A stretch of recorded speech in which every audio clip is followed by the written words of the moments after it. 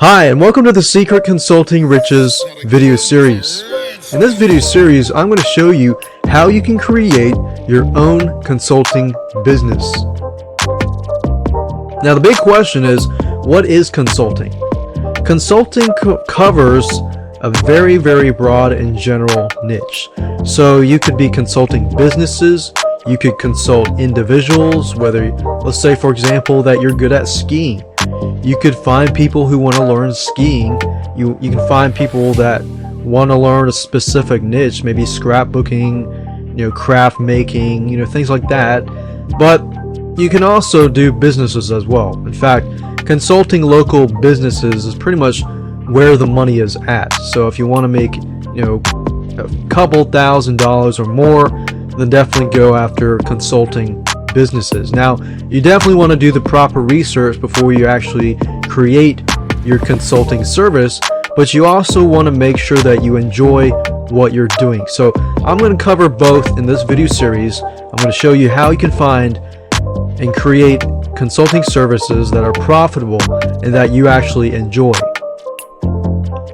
Now, the big question that you need to ask yourself is, are you going to be consulting online businesses or offline businesses? Now, you can do both if you want, but it's better if you can focus on, specifics. Online businesses pretty much cover worldwide, and offline businesses cover the local businesses that are close by to you. Now, I say businesses, but like I said, this video series is targeted and focused towards businesses because that's where the money is at. But if you want to consult not to businesses but to individuals, you can do that as well. But I just wanted to make that clear. So why do you want to do consulting? Well, consulting is probably the fastest way you can make a big chunk amount of money quick. And it's great because you have a low amount of money that you have to invest, because it's pretty much either service-based or you're already good at it, so you're advising people on how to improve and how to fulfill their problems or needs. Consulting is all about helping others, helping businesses and things like that. So, if you create a business, your whole goal is to help others. So with consulting, guess what? You get to do that all the time. You get to be paid by being on the phone with people, coaching them, consulting them, helping them improve their business or improve individual needs, whatever that might be. Another question that you need to ask yourself is, are you going to go after one niche or are you going to go after a broad niche? Now, let me give you some examples. If you're going after one niche, let's say for example that you're going to be a consultant, and let's say for example that I'm a marketing consultant. So I can pretty much consult any type of business out there because I understand online marketing or offline marketing, so I can consult different businesses. Now, niche examples would be, let's say for example that I want to focus on realtors. Now, I've been dealing with realtors lately, and I found that realtors, they make a lot of money just by selling one house. They often get like 6%. So if they were to sell, let's say for example, $100,000 house, well, 6% of that, the listing agent and the realtor, or your realtor, they split that normally. So they get about 6% per house. Give and take, they spend anywhere from a couple days or so per person, or a week per person, and they find that house and they make that money. So we're talking about they're making a couple $1,000s each and every sale, and really depending on how big the house is as well. So if you're a marketing consultant, you can focus specifically towards realtors, and let's say realtors are making good money, you're making a couple $1,000s consulting them. You go into that market of realtors. You can go deeper. You can go into, let's say, foreclosure realtors, specific types of realtors to get in specifics. Now, the good side about that is you're specifically focused, so you may not have as much competition. But the problem is that you may not have as many clients, but you don't need a lot of clients to get good money. And that's what makes this business model great. Another example, you could be chiropractor marketing consultants. You know, chiropractors charge not a lot of money, but they charge a good amount of money per visit. So you can go after chiropractors as a marketing consultant. You can do salon marketing, so focus specifically on salons. Of course, there's not a ton of money, but if you go after specific salons that cater to people that, you know, get a haircut, they get shampoo, they get everything, you know, especially women, you know, they get all these different hair dyeing, things like that. The money can add up and on a consistent basis. So salons do make good money with specific clients. So if you can specifically focus towards salons that, you know, are making good money, or towards businesses that are making good money, then you can actually go after that niche. Now, extreme niche examples. You could be like, let's say, for example, a marketing consultant, but you're not doing everything. You're doing specifically pay-per-click. And what I found with local businesses, a lot of local businesses have done their research. So a lot of times they've approached me and said, hey, I need a pay-per-click campaign. I've heard a lot of great things about Google AdWords and that I can get people, you know, targeted locally for my business. So you could do extreme niche examples like this. Realtors, or provide specific traffic methods to these businesses. Broad examples are just like marketing consultant, wrestling consultant, or wrestling coach. You know, different types of consultants, but they're a little broader. So with this, you can actually, if you're starting out, that's probably the best way to start out as a marketing consultant. You could say you're a marketing consultant. As your clientele grows and you find out that you're making more money from realtors or chiropractors or specific businesses, then you can brand yourself as a realtor marketing consultant. So the key really is to create your business, you know, either figure out originally or do some tests and figure out which one is more profitable. Or a website consultant, copywriting consultant, and so forth. And you can even consult marketing consultants if you want. Now, what do I mean by that? Well, I've done a lot of consultations with business coaches. So think about it. I'm the marketing consultant and I consult other marketing consultants, which then go out to consult business coaches. Business coaches then go out and consult businesses. So with these types, actually, you can make pretty good money with this, because business coaches, you know, make good money, or marketing consultants that consult business coaches. I know this is a lot of stuff, but basically, if you're consulting business coaches, it's actually a lot easier to do, I found over the years, because they already have a good amount of knowledge, but you're just giving them specific, tightly focused knowledge to help them help their clients, which are businesses, improve.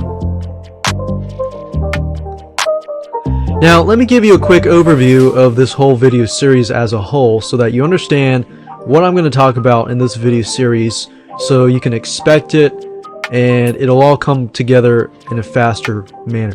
So video number 1, of course, is this video. Video number 2, I'm going to show you how you can determine your skill set and what you're good at. There's specific methods that I use that I've found over the years help me find, you know, what I'm good at, you know, what I enjoy, and what kind of consulting I can do. And I've used this to help other people find what they're good at as well. So I'm sure you'll enjoy that video. Video number 3, we're going to talk about researching your market and your competition. So once you've figured out, okay, what you're good at and what your skill set are, then you can research that specific market and research your competition. So you're figuring out, okay, is this really profitable or not? And how much competition is there? Now, if there is competition, that's great. If there's too much competition, then you might want to move to the local business arena because there's not as much competition in that area. And then video number 4, we're going to do some brainstorming, figuring out your services. So of course in video number 2, I'm not really going to dive too much into you figuring out your services. That's what we're going to do in video number 4, figuring out what you're good at and what you can provide other people in terms of consulting services. Video number 5, we're going to talk about creating an outline, creating your services. So once you figured out what your services are going to be about, video 5, we're going to take that and create an outline and create your services. So we're going to talk about your services, how much you're going to charge, things like that. Video number 6, we're going to talk about creating and setting up your website, basically setting up your landing pages, your autoresponders, and things like that to get you set up so that you can begin to capture leads. Video number 7, we're also going to talk about pre-launching phase. Why it's important to build curiosity. So after you've done everything, you've set up your services, you've created your list, you've created your landing pages and so forth, you still need to do some pre-launching or marketing to build up curiosity. So one thing you could do is you could do webinars and things like that, but we won't dive too much into that right now. Video number 8, the last video, we're going to talk about marketing. This is vital. Once you've set up your system, you need to market. And I'm not going to leave you in the dark. I'm going to show you how to find out where your clients are hiding. Basically, where are your clients? Where are these clients that want to pay you $500, $1,000, $2,000 just to get you to consult them? Now, let me talk about the tools that you're going to need. Fortunately for you, you don't need a lot of money. You do need some web hosting, and you do need a domain name so that you can set up your website. Webinar service is optional, and you need to record video, whether that's live video or Camtasia. Camtasia is pretty much what I'm using right now.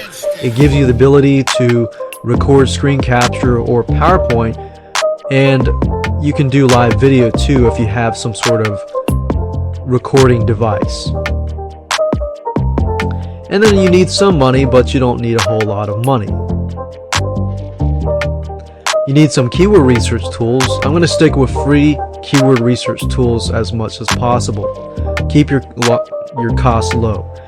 You're also going to need an autoresponder. When we set up the lead capture pages and things like that, you're going to need an autoresponder. Now, I recommend that you use something like Aweber or GetResponse, but you can pretty much use any autoresponder service that you want. Now let's talk about how it works. This is pretty much how it works. Now, in the quick overview, I gave you a brief overview, but this is how it works step by step. So your consulting business, you determine your skill set, you research your market and your competition. Then you brainstorm your services, you outline your services, basically creating a detailed plan or business plan. You set up lead capture pages, do some pre-launch, and do some marketing. Now, there's a lot more that's involved in this, but of course each step has its own, and I'll go into a little more detail in each step. So with that said, let's move on to Hi, and welcome to video number 2. In this video, you get to learn how to determine your skill set and what you're good at. Now, this is going to be a fun video because you get to learn more about yourself, your strengths, your weaknesses, so this can apply to help you find more about what you want to build your consulting business around, but you should also get a lot more out of that from this video. So how do you determine what you're good at?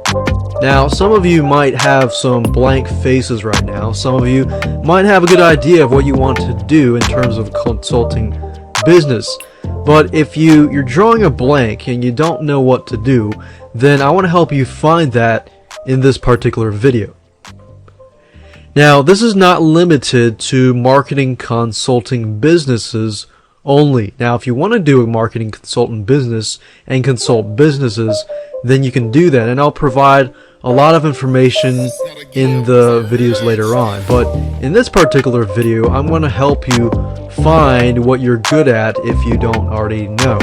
And this will also help you determine, let's say for example that you think you're good at website design, or you think you're good at graphics, or you think you're good at websites, marketing, and this and that. Now, this video will also help you figure out ways you can sell yourself in terms of consulting, and help you figure out, most importantly, if you are going to enjoy what you're doing. Because the worst case scenario is you think you're good at something and you start doing it and you realize that you hate it. So this is what this video is all about. So let me ask you some questions. I want you to think for a moment. What kind of learner are you? Are you an audio learner? Are you a visual learner? Are you a person that, if you're watching this video, you get more if I do like screen capture stuff? Or you're a type of person that learns more by audio, by text? Are you a hands-on type person? The reason why I'm asking you this question is because when you're running your marketing consulting business, you could do more hands-on. Do you want to do more service-based, aka hands-on? Do you want to show people how to do something more visually or audio? Or if you're an audio person, you might want to do more advising or webinars, things like that. So what kind of learner are you? Now keep in mind that you also have to focus it towards whoever you are promoting your consultations towards. So that's something that is good to find out, whether they're audio, video, or hands-on, and things like that. Now let's begin to brainstorm. Let's dig deep. One thing you can start out with is you can ask your friends. You can ask your friends what you're good at. Now, your friends often can tell or have a better view of what you're good at, because a lot of times your friends can tell you, oh, you're good at this and this. And you think to yourself, wait, really? Am I really good at this and this? Because sometimes it's harder to see in yourself, what you're good at, and observe your own self. Your friends and your family, forgot that, ask your friends and your family so that they can give you some ideas. From that, I want you to create a list of things that you are good at. I'm sure you know what you're good at and what you're not as good at. So create a list of things, do some brainstorming, cut off the internet, pause this video, go somewhere where there's no internet, and just begin to create a list of things that you're good at. Now, the reason why I say go somewhere quiet without internet is because internet is distracting. So you just want to get away from all the distracting stuff and create a list of things that you're good at. Even you can go towards things that you enjoy and start jotting down those things. Why do you enjoy those things? What makes those things interesting? And you can jot down, why are you interested in those things, or why are you good at those things? What kind of person would be interested in those things? So you're thinking to yourself not only what you're good at and what you can create your consulting business around, but you're also thinking about the customer, why they need it, what problems do they face, what kind of solutions, and what kind of money will they be willing to pay, to fulfill that problem or fix that problem or learn from you or improve themselves. Then you want to think about, okay, do you know your strengths and your weaknesses? So I want you to jot your strengths and your weaknesses. Now, the specific method that I'm about to show you will reveal to you deeper. So that's what we're talking about, digging deep. We're digging deep into your strengths and to your weaknesses. Now, how do you do that? How do you figure out your strengths and weaknesses? Because sometimes, if you think about it, you might put a strength that is really a weakness, or you might put a weakness that is really a strength. So there are a couple ways to go about doing this. And one of the ways is to find out what personality type you are. Now, how do you figure that out? There's a test called the Socionics test, and what I'm going to do is I'm going to go to my computer and show you step by step how you can find out your personality type, then how you can figure out more about your strengths and more about your weaknesses, so that you can figure out, is this consulting business going to work with me or not.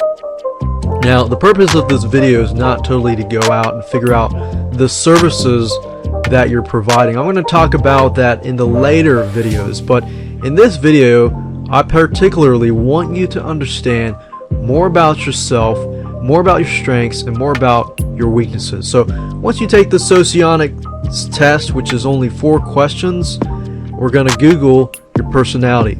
So with that said, let's move on to my computer and let me show you step by step how you can take the test and how you can find more about your strengths and weaknesses to make sure that the consulting business that you go into is something that you're good at and something that you're going to enjoy. Because think about it, if you're good at it and you enjoy it, then when you sell your product, you sell yourself, you sell your consulting service to whoever that is, it's going to be more believable. They're going to see that you genuinely actually care. And that's the reason why our system here will work well with creating your consulting business. So let's move on to Socionics test. Okay, so what I want you to do is go to google.com and then type in Socionics test. That's SOCIONICS space test. So if you click search, you're going to get the top. These are basically just a bunch of tests that you could take. If you go here and you click on the Socionics type Assistant Turbo, as you can see, it says the shortest test ever. It's a 4-question test, or it's actually You read this, it says, which population can you relate to the most? Are you involved in what is happening outside and around them? Are you open, often talkative? Basically what this is, it's a personality test. And what it's going to give you is, if you answer them honestly, it's going to give you a 4-letter word. Now, I'm not going to go through this, so I'm going to let you do this on your own. But mine is an ESFJ. So what you could do is you could go to Google. The second step is go to Google and type in that 4-letter word. Now, the 4-letter word is basically Myers-Briggs. If you've heard of Myers-Briggs, it's pretty much the same thing.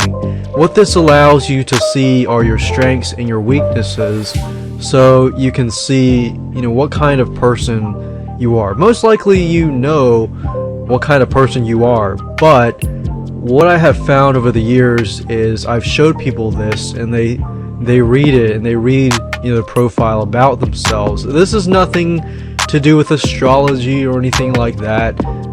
This is actual personality profile. So this is really you. So if I go to ESFJ,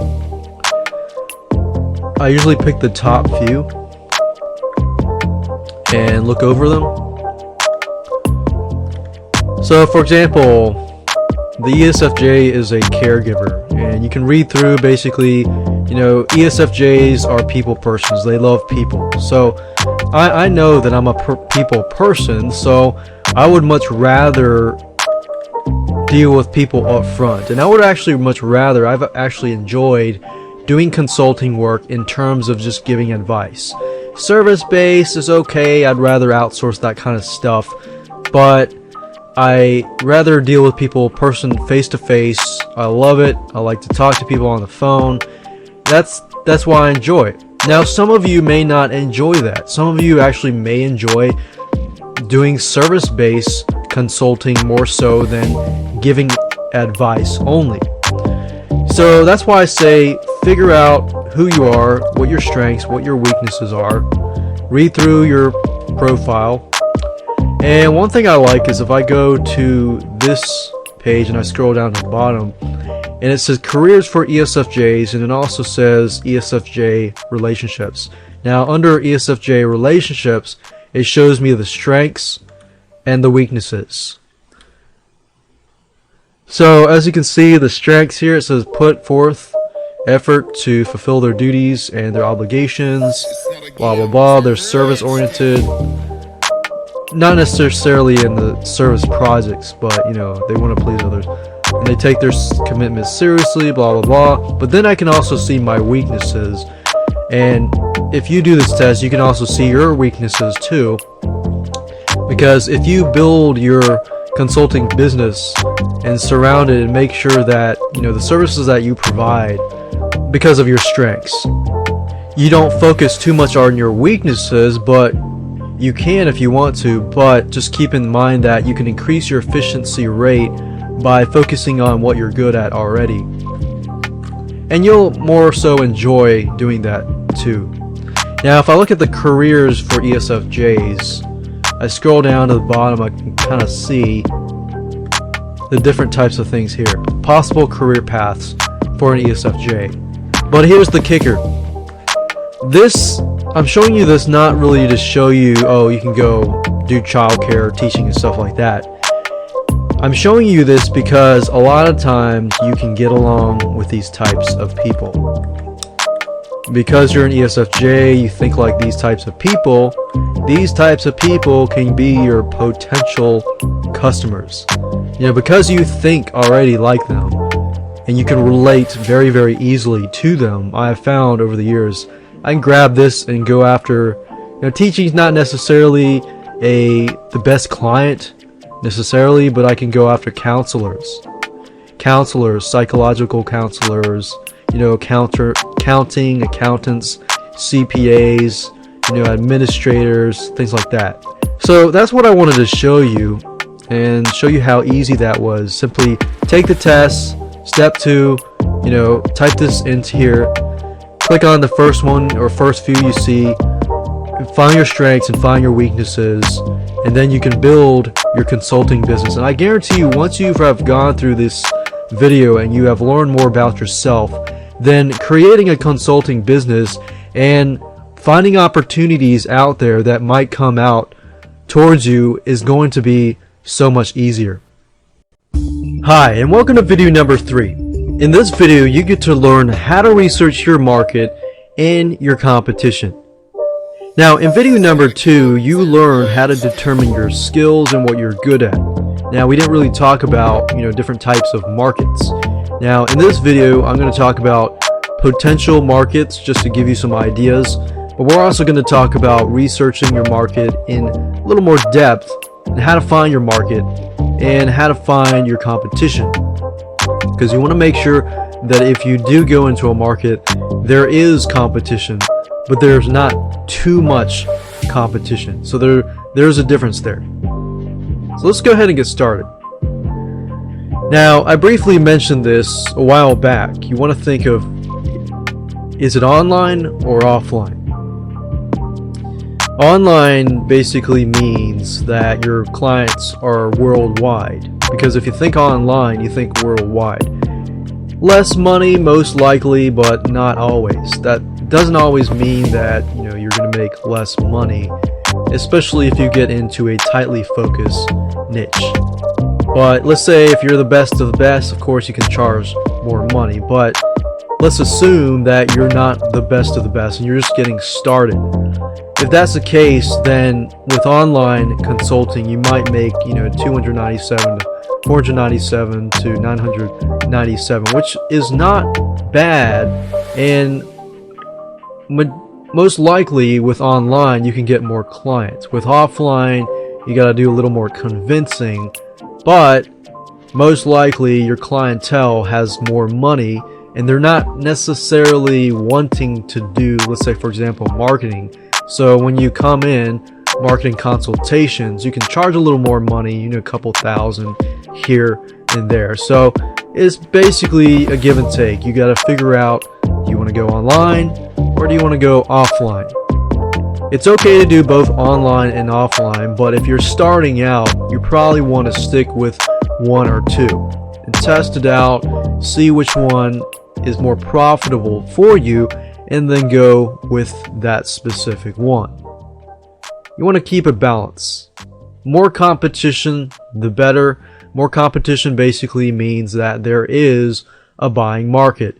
If you go into a market where there's very little competition, then I want you to be aware that there might not be a lot of people purchasing or buying.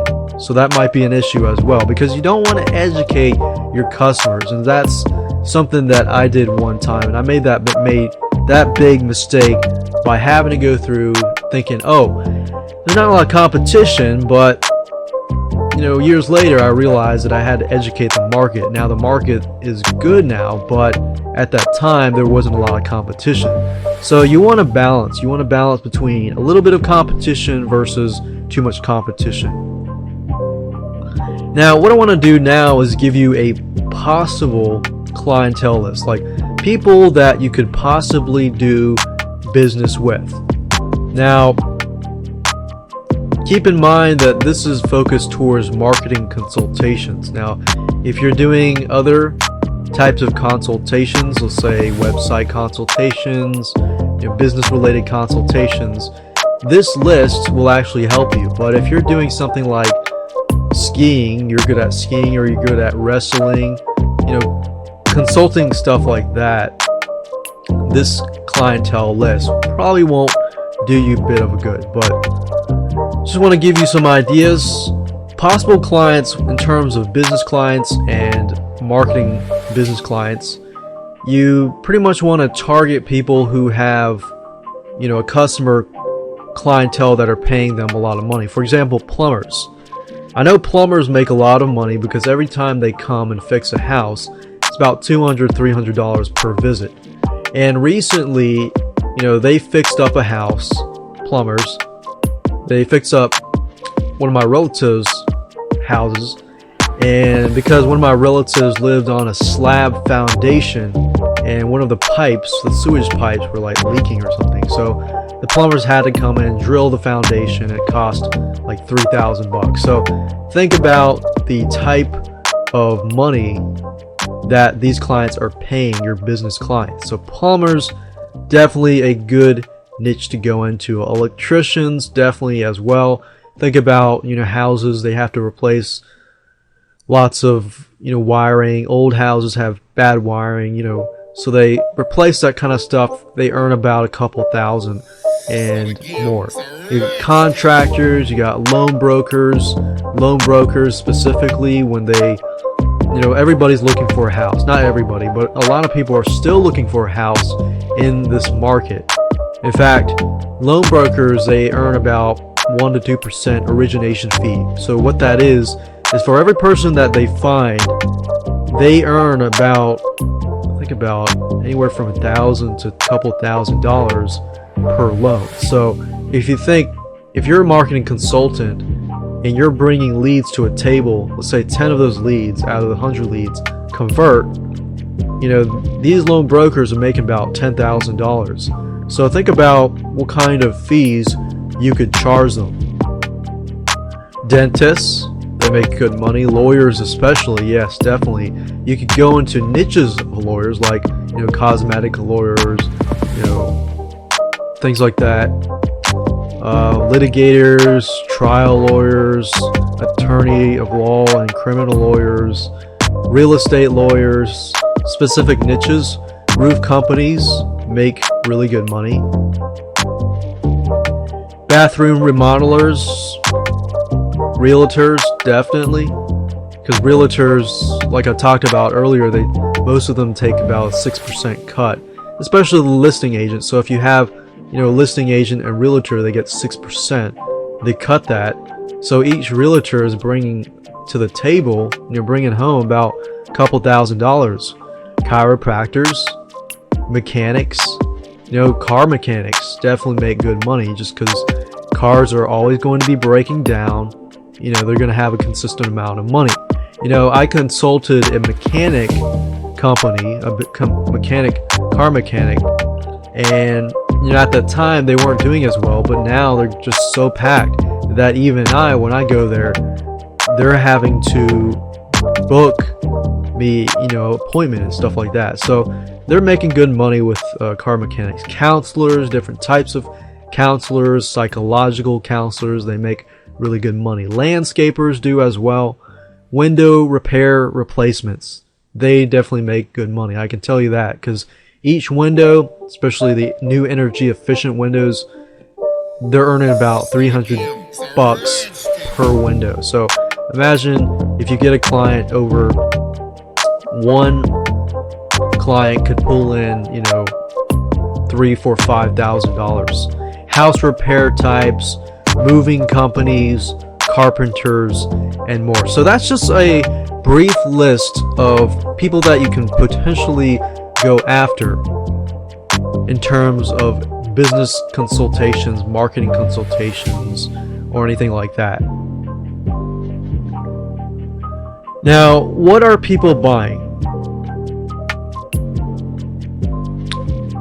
So this part of this video is going to help you figure out what kind of services you want to provide, because you already know what you're good at. So you want to figure out what kind of services you want to provide. Now, one good way of figuring out what people are buying is by going to Amazon.com books. I like books because books is a great way to figure out, especially do-it-yourself books, but books in general, books, audiobooks, can help you figure out, is there a big buyer's market out there for that specific niche? Now, of course, you're doing consulting work, but think of the books like they're sort of like consultants.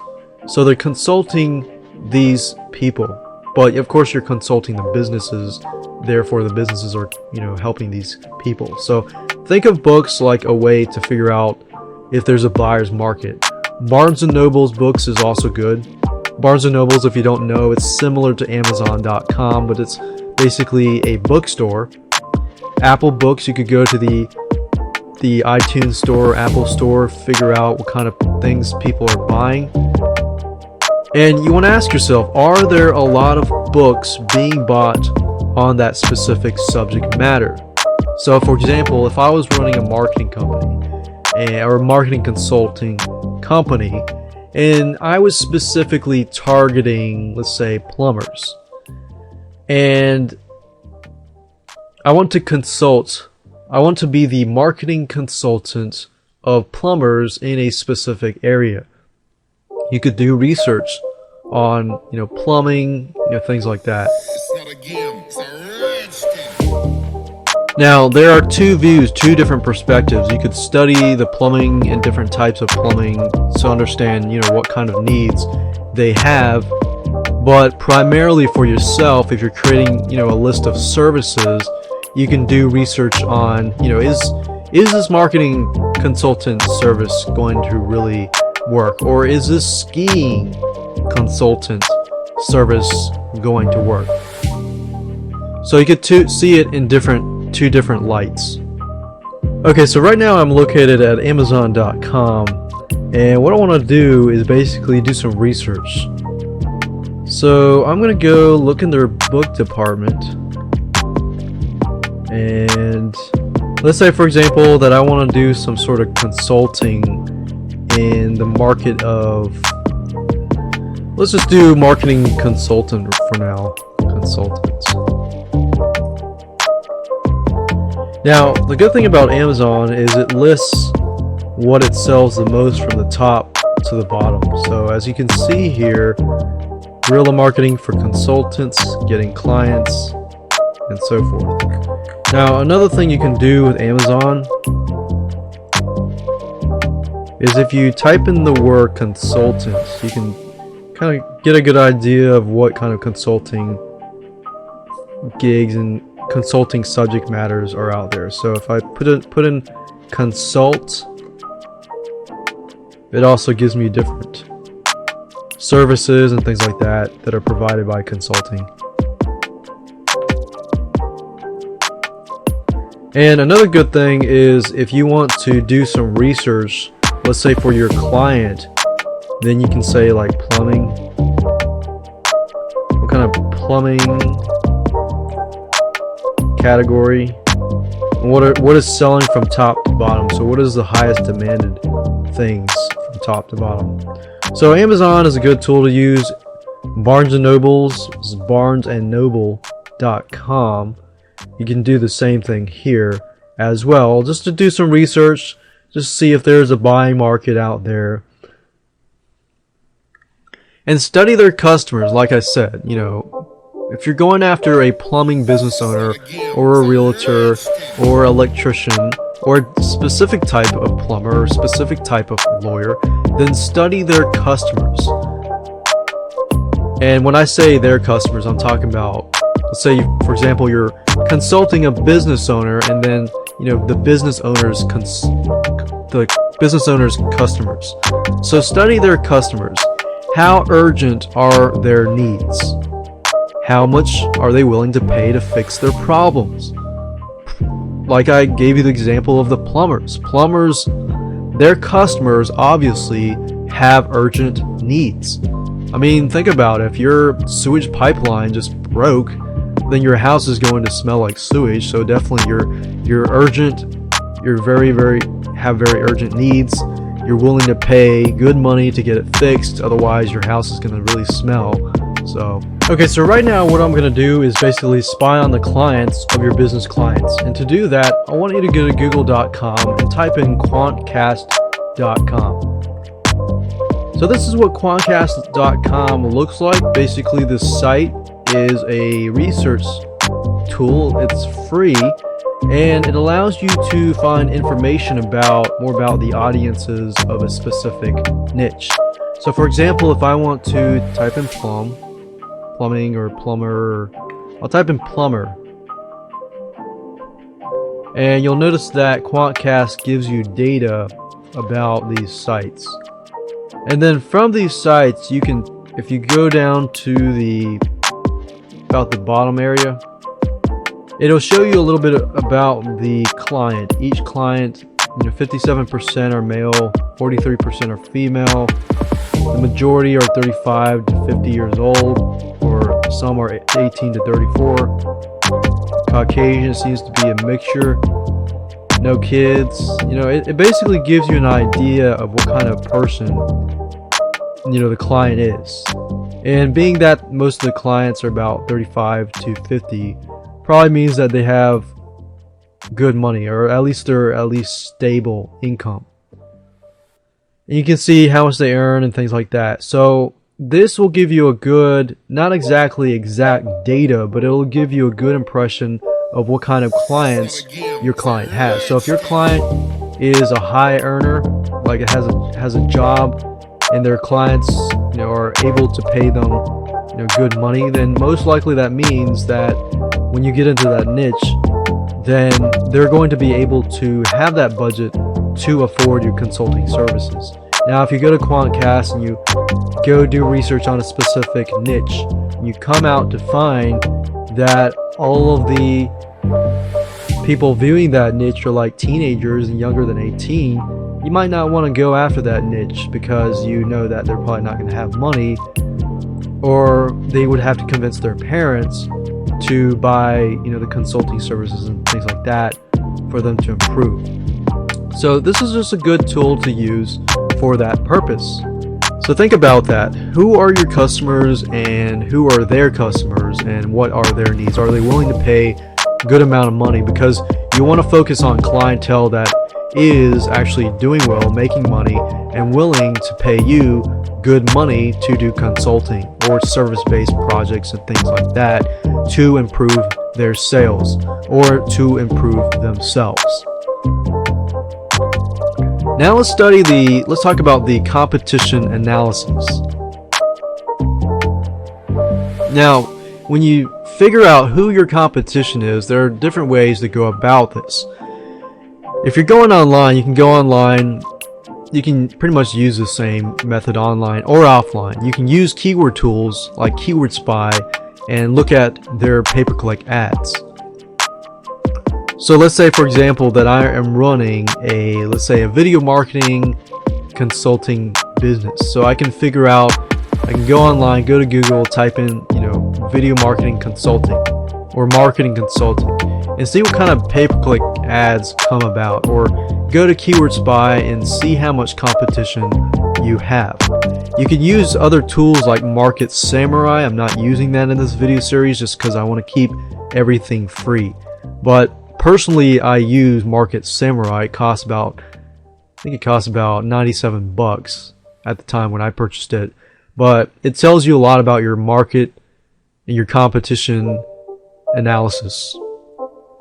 Now, in terms of offline, you can also use keyword tools. You can also find pay-per-click ads, but you can also look at newspapers, niche magazines, niche newsletters, and so forth.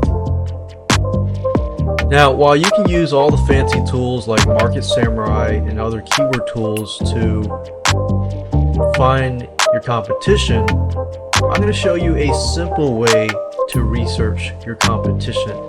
Now, if you want to dig deeper, you're going to have to use the keyword tools, but this will help you get an idea of what your competition is selling and get an idea of what you can sell as well. Now, this is a two-step process. The first thing to do is, of course, is to go to Google. Now, when you're in Google, the first thing I want you to do is, there's two keywords, or two Google, what we call Google operators.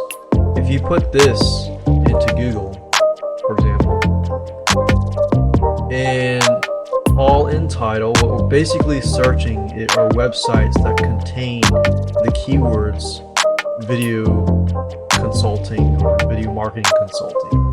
Let's say video consulting. So this shows us online video consulting, network video consulting, streaming video consulting, video production, digital, and so forth. Now, I'm gonna change this to online video consulting,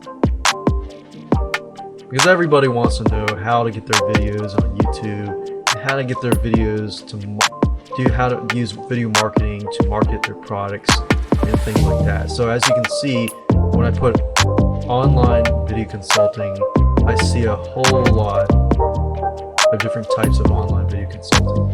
So what you can do is you can go through here and just take a look at what people are offering.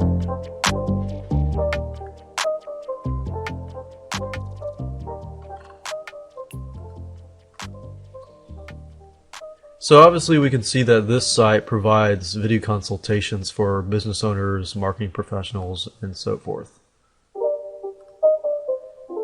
So basically what I want you to do is just browse it, look through it, see what kind of stuff they're providing. This site here, online video consulting, online video strategy, online video consulting. So you could go here and just get some ideas. Once you have figured out one or two sites that you feel like are very close to you, let's say for example the Viral Pulse, or let's say the, let's see here, vidhost.co.nz, because this was actually an online video consulting, it looks like an online video consulting firm. So let's say that once you have figured out websites that are closer to you, because not everyone's going to fit something that's similar to you, but once you've found that, the next step is to find the related sites. Now if you put related colon, and I'll do that in just a minute. If I go back to Google, I'll open a new tab and I type in related colon. Basically after this you want to type in the web address. So in this case we have www.vidhost.co.nz, and we're going to put that here. Now it doesn't really show us anything, so we're going to try this over and over again until we see a bunch of results.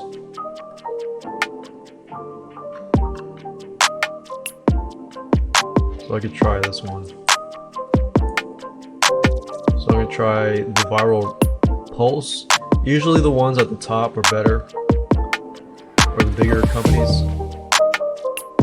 So as we can see here, related, basically what Google does is it goes out and finds sites that are related to viralpulse.com. So essentially it basically picks out the competition of this site. So because this site is somewhat your competition anyways, their competition is your competition, and so forth. So as you can see, net video consulting, digital video and consulting. So you can go through here and get a good idea and open the website, look at what they're offering. Obviously this is network security, so that could be a little different consulting, but it gives you an idea of what kind of different types of video consulting that you could branch out into. So online video advertising, security video, different types of video, and things like that.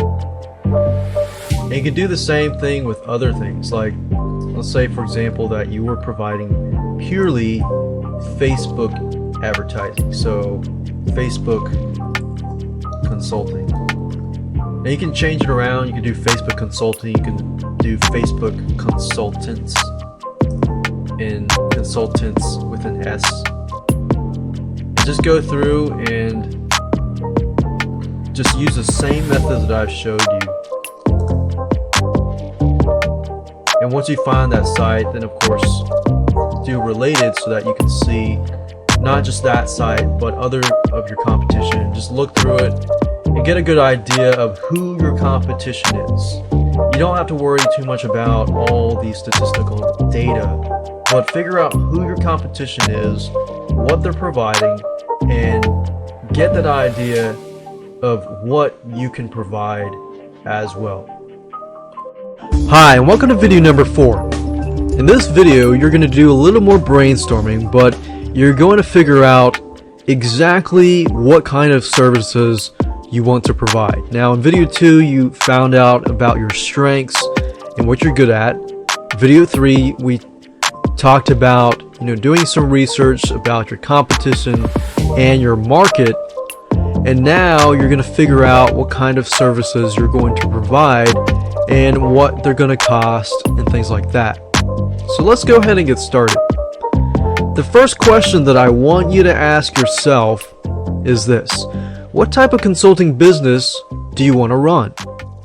Do you want to run purely a service-based consulting service, or do you want to just do advice, or do you want to do both? Now, it might be a good idea to start with one of these two before you do both, because you don't want to overwhelm yourself. So when I talk about service-based, let's say for example you want to help a realtor build their list of clientele lists, or their prospects. So what you could do is help them set up an autoresponder and a lead capture page. That would be service-based. Now you could consult them along the way if you wanted to, but if you're just doing consulting, then consulting would be just giving them advice. For example, a lawyer gives a person advice. You hire somebody, let's say for example an accountant or CPA. A CPA is a certified public accountant, somebody who can advise you in terms of taxes and accounting and things like that. So that would be a consulting only business, but you can do both if you want to. Let's say for example you're in the marketing consulting business or the copywriting consulting business, so you could offer people services in terms of like writing their copy, writing their ads, writing persuasive content. But you can also advise people who don't want maybe to do your service-based service, but they want to take you up on your consulting and they want to do this themselves. So in this case, you can just coach them and consult with them, tell them what to do, look at their copywriting, look at their ads, tell them what they need to do in the future to improve their current ads. So that's something to keep in mind. Now, from video number 2, you learned how to determine your best skills. Now, what I want to do now is I want to show you some examples that derive from them. So these examples primarily focus on marketing related consulting businesses. So if you're looking to start your own, let's say ice skating consulting or wrestling consulting or accounting or lawyer consulting business, you can use these ideas, but you can pretty much ignore these next few slides though. But what I'm trying to do is I'm trying to help you to show you how to dig deeper. Once you learn to, what you want to do, you can dig deeper and find what kind of services you want to do. So let's talk about graphics. Remember how I talked about in video number 2 what kind of learner you are. You got audio, you got visual, and you got hands-on. Well, graphics tends to fall under the visual / hands-on type of person. So if you found that you're good at graphics and you're good at artists and designing and you have a good eye for that, you may not be the best right now, but that's something that you've done designs and things like that, then this might be something you want to go into. And believe it or not, graphics has a lot in terms of consulting businesses, because a picture is worth 1,000 words. If a company's logo is not that great, it needs to be improved, and you have a good eye for things. You may not be a great designer, but you have a good eye for things. If that's the case, then you can outsource. You can do outsourcing. You can find somebody who is a good graphics designer, hire them, have them work for you on a consistent basis, and you can act as the broker. So you could take a logo that's not as good and improve it as a service-based project. Mini site designing. Online businesses have lots of mini sites. So you could do mini site designing, you could do graphics, logos, website designing. Website designing is big in terms of offline consulting, because a lot of businesses offline just don't know how to build a business. They don't know how to build a logo or design a logo and things like that. So like logos, for example, you can charge $200, $300 for a logo. All you have to do is find somebody to outsource it to. You can get a really good logo designed for less than 10 to 20 bucks, have it designed, and guess what? You're pretty much consulting in that manner. So graphics can turn into company logos, branding, brand marketing. So you could become a brand marketing consultant or a branding marketing consultant. Logical. Let's say you're the type of person that is very logical. You're good at, let's say, for example, programming.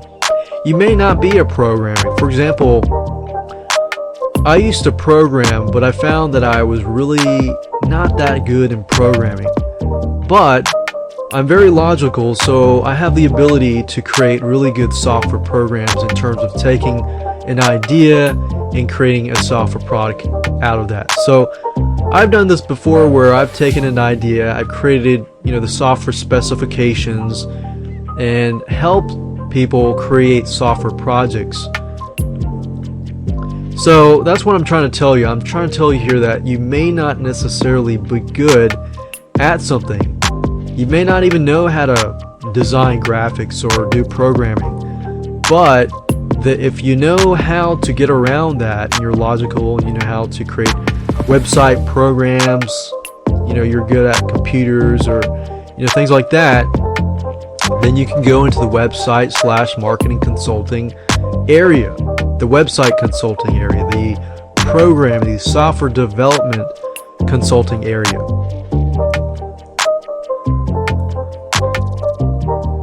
So these are ideas, and I'm just showing you that you really don't have to know how to do it in order to make money from it. You just have to find out somebody who is good at it, make sure that they're doing a good job, and go from that point.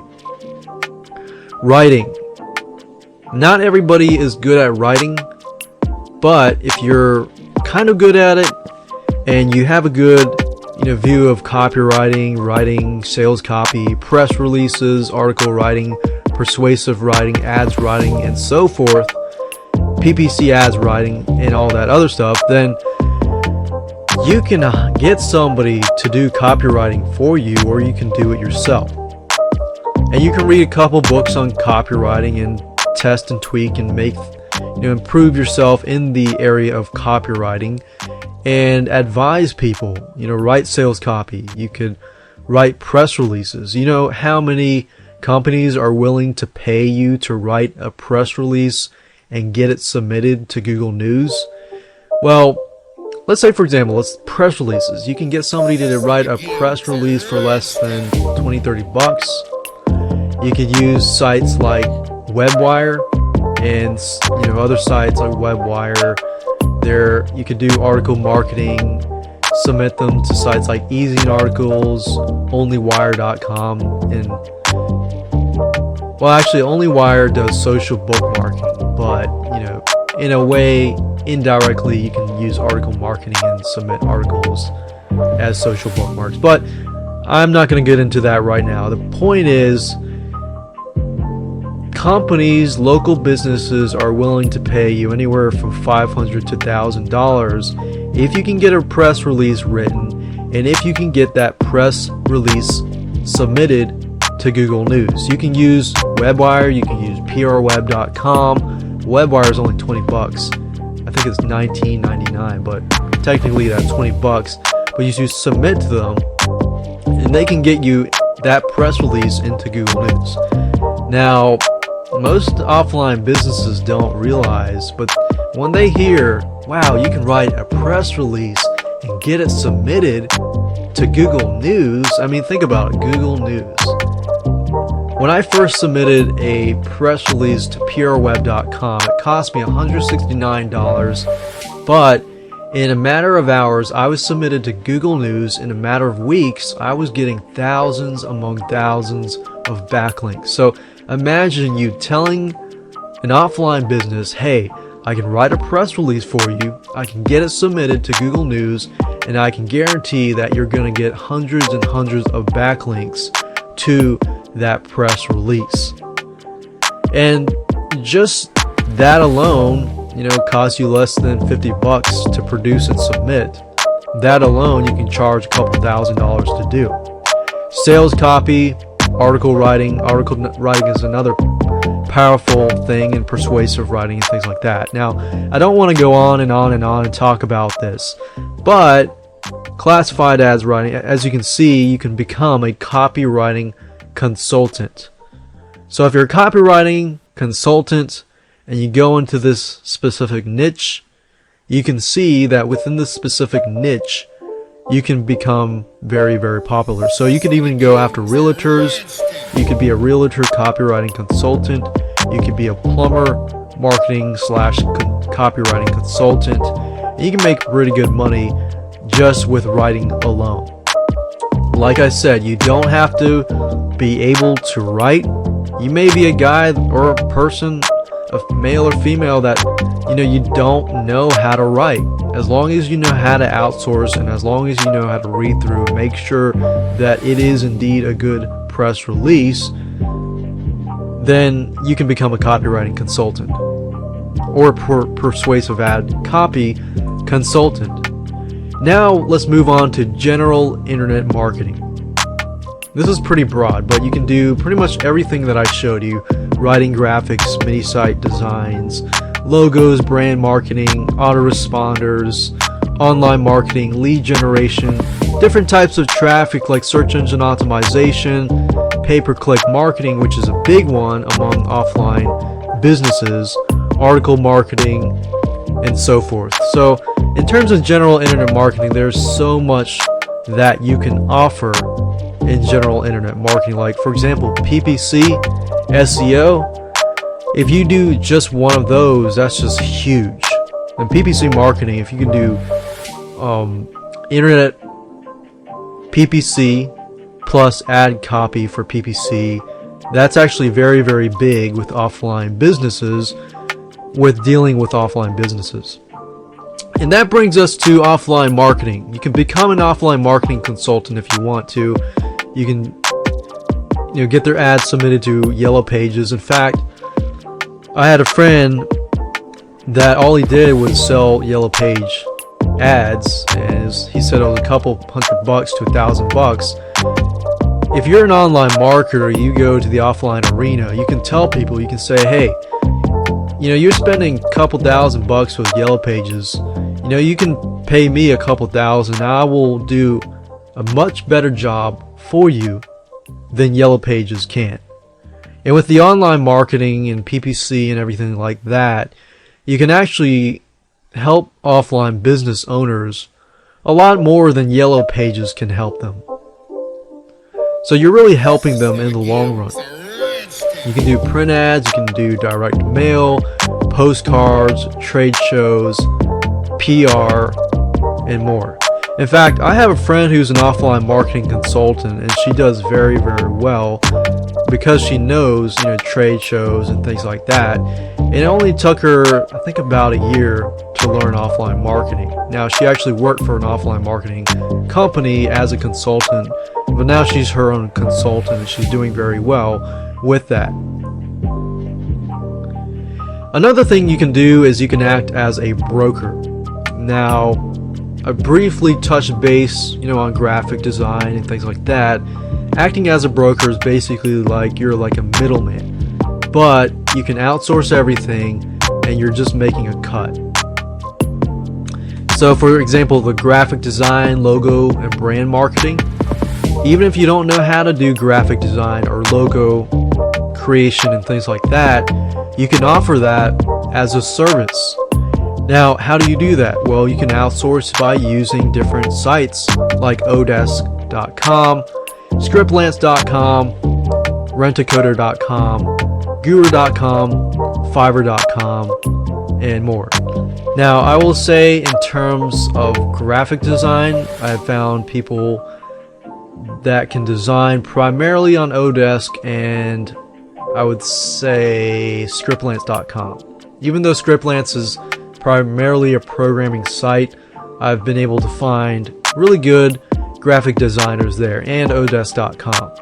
Scriptlance.com, I've found you can also find really good programmers. So if, for example, you wanted to be a software consultant, you can use scriptlance.com. But one thing you have to make sure is when you're a broker, you don't want to, let's say you give a deadline to the client. You say, hey, I'm going to get this done in 2 weeks. If you don't have a good relationship with somebody already, whether through Odesk, Scriptlance, Rentacoder, Guru.com, or Fiverr.com, if you don't have a good relationship with some freelancer, designer, programmer, or so forth, then they may not stick with that day. So you definitely want to give yourself double the amount of time to give yourself enough wiggle room just in case somebody comes back, 2 weeks later. Now, I will say graphic design is generally fast. Software programming, generally I give them double the time. So if the programmer comes back to me and says, hey, this is going to take a month, I'm going to go to the client and tell them it's going to take about a month and a half. But, I'm going to say it's going to take about 2 months to develop the software. But what I'm going to do is knock off a few couple $100 off your cost, just to make the client a little happier. Fiverr.com is a good site. It's a site that you can go to pay people $5 to basically do just about anything. Article marketing. I've found programmers on there. Programmers, not that great. It's okay, but graphic design and article writing I found to be phenomenal. Pay $5. It's pretty amazing. So give it a try. So like I said, the advantages of being a broker is you save time, you save money. But the disadvantages is if you find bad workers and you don't have a relationship with somebody, you can decrease your reputation and your credibility. So the best things best to start out with is to build around your consulting business something that you're already good at. Eventually, as you get more and more clients, you can outsource that work. Or you can act like a broker and find somebody who is good and build a good relationship with them, and then build a consulting business around that. Hi, and welcome to video number 5, where you get to learn how to create your outline and create your services. Now, we're also going to be talking about how to figure out what kind of services to provide to your clients and your customers. Now, before we talk about the outline and figuring out what your services are going to be, let's talk about the client. The first thing you need to understand is your client, because guess what? That is who is going to buy your product, your services, or your consulting. Now, what I've done here is I've laid it out into a step-by-step process.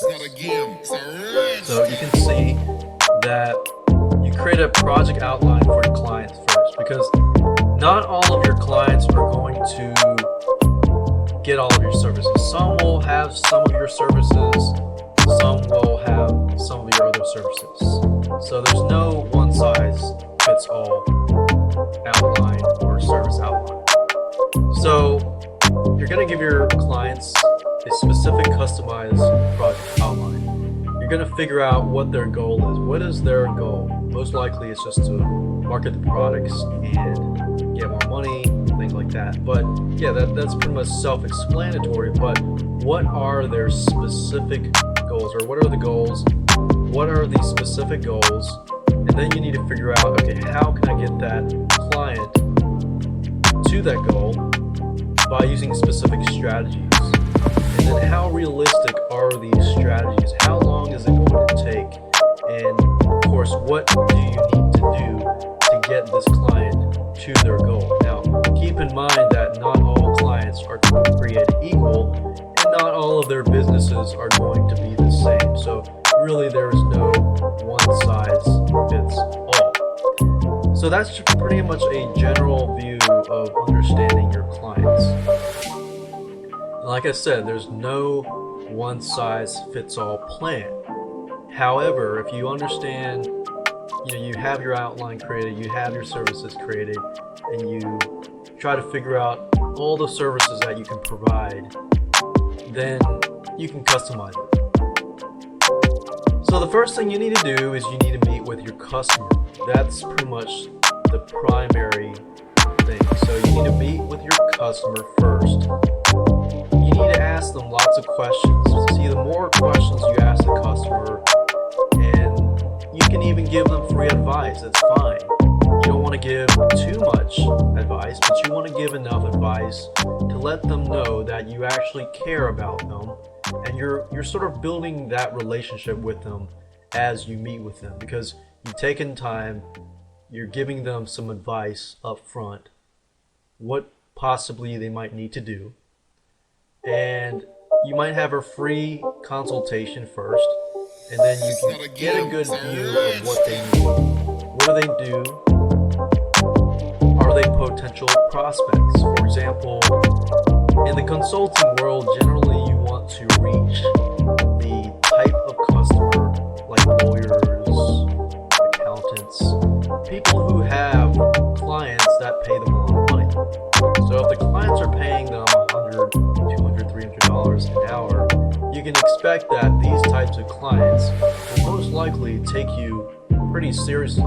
So these types of clients generally would rather you do it all.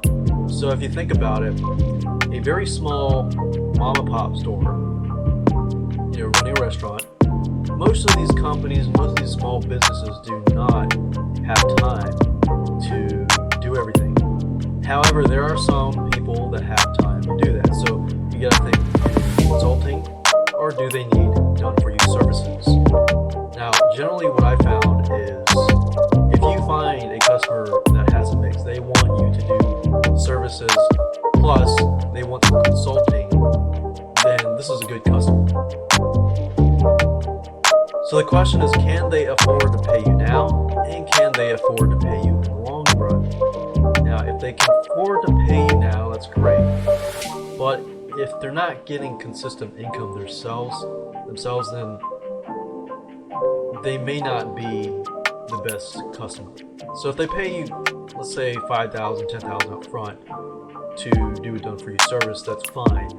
But if they want ongoing services from you, that's the ideal client. And you've got to think to yourself, which clients can you take and which clients must you walk away from? Because you can't take every single client, otherwise you might miss out on clients who are willing to pay you a lot more money. But at the same time, you want to deal with customers who want to deal with you as well. Because some customers will not take you very seriously and therefore are not willing to pay you much. Or they're willing to pay you a lot of money, but they expect a ton of stuff. So you want to get somebody who you can help, but has a realistic feeling of what they want, or they know what they want, and they know it is realistic.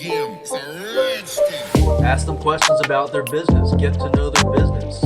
If it's a plumbing business, get to know what is their business all about. How do their customers come and find them and pay them and things like that.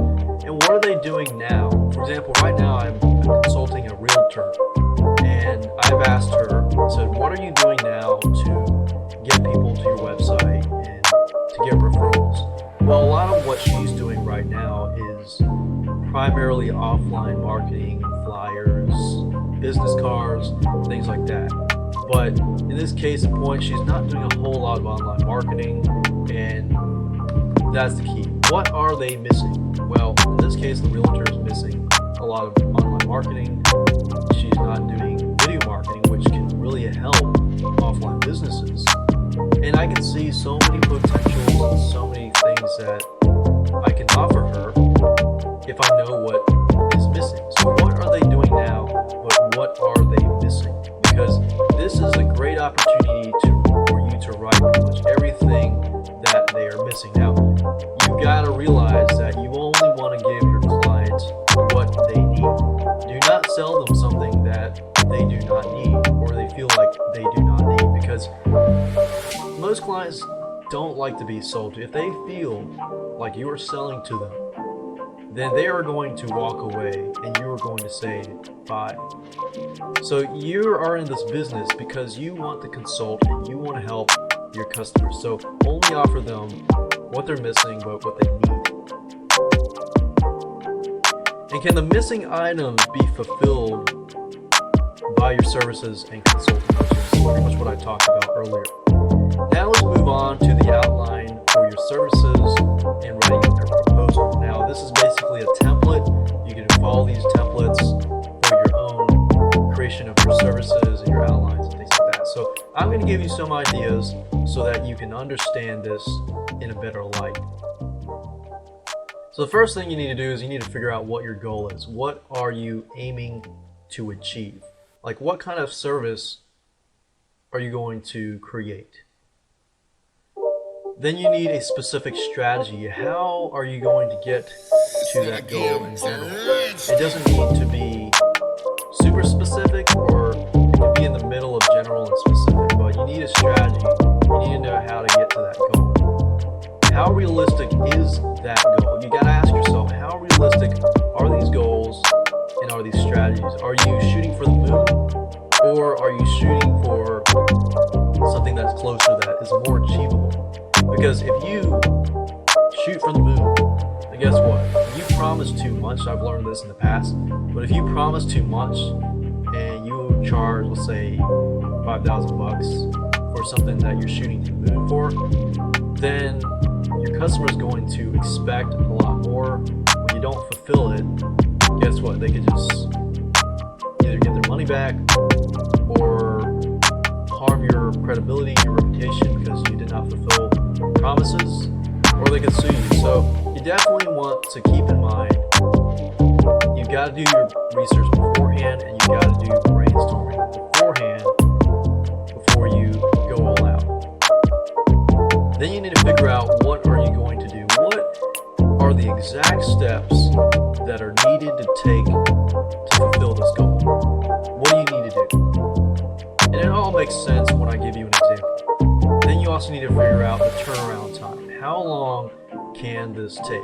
And be sure to give yourself at least 1.5 or 2 times more worth of wiggle room. So, for example, if you feel like you're doing video consulting or Facebook marketing, and you feel like an ad takes about an hour to set up, I would give yourself 1.5 hours or 2 hours to set up the ad campaign. Because remember, a lot of times when we estimate services that we do, at least I do, you gotta know yourself, of course, as well. I know that I tend to estimate a lot smaller. So if I tell somebody, hey, I'll have it done in about 2 days, that's usually a whole week for me in reality. So I found that I know myself and my estimation is a little off. So you've got to give yourself a little bit of wiggle room. So let me give you an outline example. Let's talk about a goal. Let's say that our goal is we're going to set up an online video marketing consulting firm or service.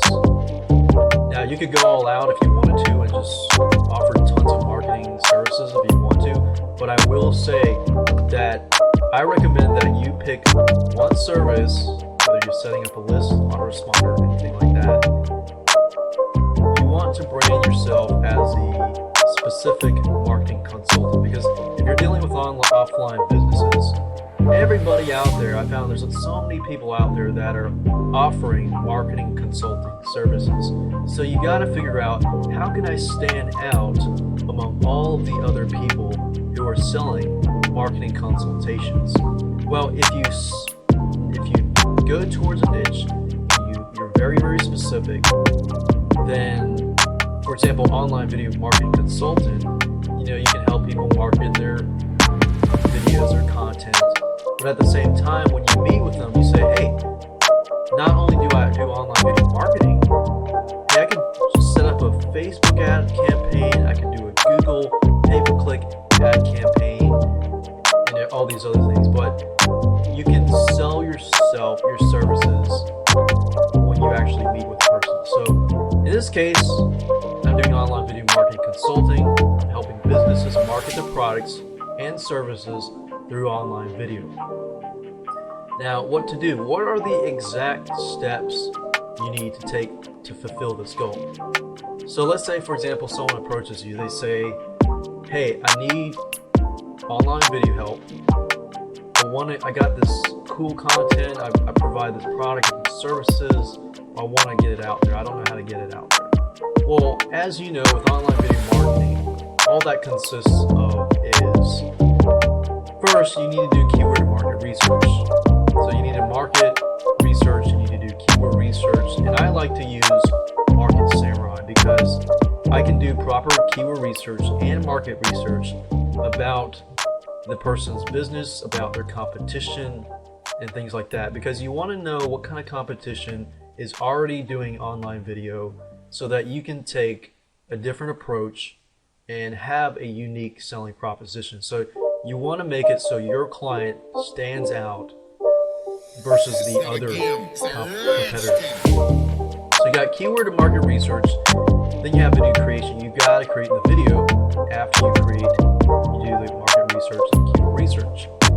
So what does video creation entail? That could entail, there's different types of videos. Like right now I'm doing PowerPoint video, you got screen capture video with Camtasia, you have live video, and other types of video. So you got to think, okay, what kind of video can best express the products and services of my client? And what am I going to have to do? Do I have to rent a camera? Do I have to buy Camtasia? Do I have to, what do you have to do? So like I said, it's not one size fits all. You got to figure out your client. You got to understand them and what they need. Once you create the videos, then you got to do proper video SEO. For example, when you upload it to YouTube, they ask for a title, description, tags, keywords, and so forth. So you need to make sure that that video will be able to rank in Google and be search engine friendly. And of course, once you've done the video SEO, you've got to upload the videos to video sites. You can use Traffic Geyser, you can use Pixel Pipe, you can use other types of services, and of course you're going to have to track. Now, most of these sites provide tracking. TubeMogul provides tracking, things like that. So you also want to think, okay, how can I do what my client wants me to do without having to spend too much of my money and too much of my time? And of course, what can be outsourced, if anything can be outsourced? So you want to think, okay, how can you save time, and what can be outsourced? Then you want to think about turnaround time. How long can this take? Keyword market research can take a couple hours. Generally, I'd say about half a day to a day for proper keyword research, just because for each client, I do a lot of research just to make sure I understand the competition, everything like that. So a day's worth, you got to think, okay, would this be consulting or the service? If I'm doing the work, then of course that's going to be a service. But if I'm just consulting them and I'm telling them, hey, you need to do this, you need to do keyword market research, video creation, video SEO, blah, blah, blah, blah, blah, blah, then that's consulting. However, I will tell you, most of your clients, they don't really want to learn about video marketing. They would rather pay you money to do video marketing. So for most cases, I found it tends to be done for you services. On rare cases, if somebody wants consultations, I'll give them a video that maybe I created, or you can go online and find video marketing videos and training and just hook them up with that. But at the same time, generally, I would recommend that you do the done for you services, because if you do consulting and you just send them to a video marketing page or somebody else's site, you're pretty much sending those people and those clients to the other site. So you don't want to do that. You want to keep track, and you want to keep that customer so that you can help them one-on-one. And of course, research your competition. I showed you how to research competition briefly in the previous videos, but I cannot emphasize this more than enough. You've got to research your competition so that you understand what they're doing and what kind of prices they are charging. If you understand your competition, then you can understand what you can provide and what you can provide more. Now let's talk about your prices. I'm going to give you an overview of your prices, and then I'm going to give you an example by using the video marketing consultation prices. So when you're figuring out your prices, you've got to ask yourself, what are considered services and what are considered consultations? Now, preferably, I prefer to charge service-based per project. So you've got to know yourself if you're going to charge any price. For example, if you're going to set up an autoresponder and you tell the client, I'll set up the autoresponder, I'll set up your list for $2,000. Or what if you said $500? We'll just use an example. Let's say you say, I will set up your autoresponder and all these other things for $500. You don't want to overestimate, but you don't want to underestimate as well. So some people think, okay, well, I'm going to just charge per hour. That way, if I work 2 days worth, let's say 8 hours per day, 16 hours, then I can make money from that. And I'd charge $50 for an hour.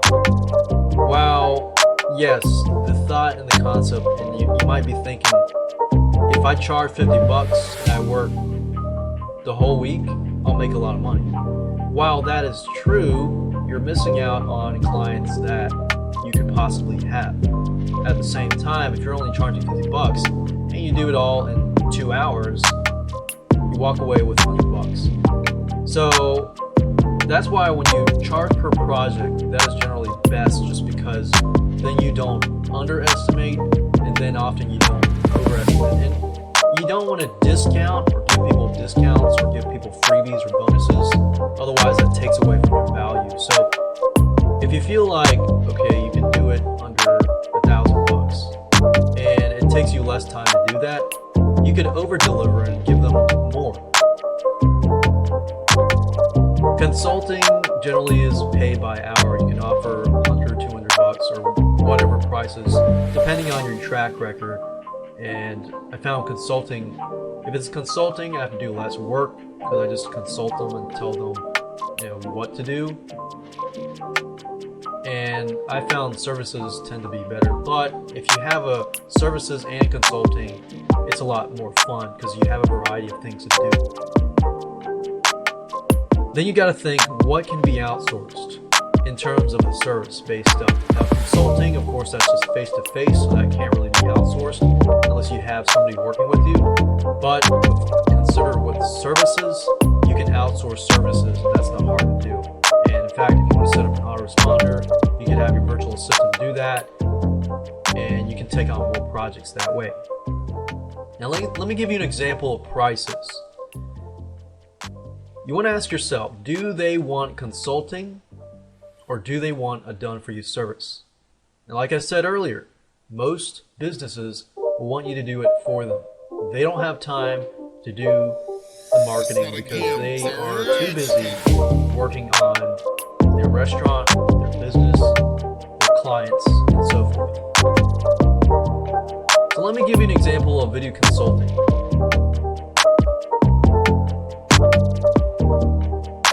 So what you need to do is you need to break it up. You need to break up. So keyword and market research would be one thing, video creation another. So video market research, like I said earlier, usually I give it about a day. So if you were to spend, let's say, 8 hours a day, charging $250 an hour, 8 times $250 an hour, or even $200 an hour, that's 1,600 bucks or more. So that's a day's work. So you can say, okay, if I charge 50 bucks an hour, get this. But if you're doing services, that's why I say charge per project. Keyword market research, video creation, video SEO, uploading videos to video sites with Traffic Geyser, and tracking. And of course, there's a lot more that entails with video consulting, but these are pretty much the primary ones. So you want to figure out, okay, what are the specific goals? What does it take to complete the video consulting and done-for-you service? Which one takes the most time? Well, keyword market research probably only takes about a day.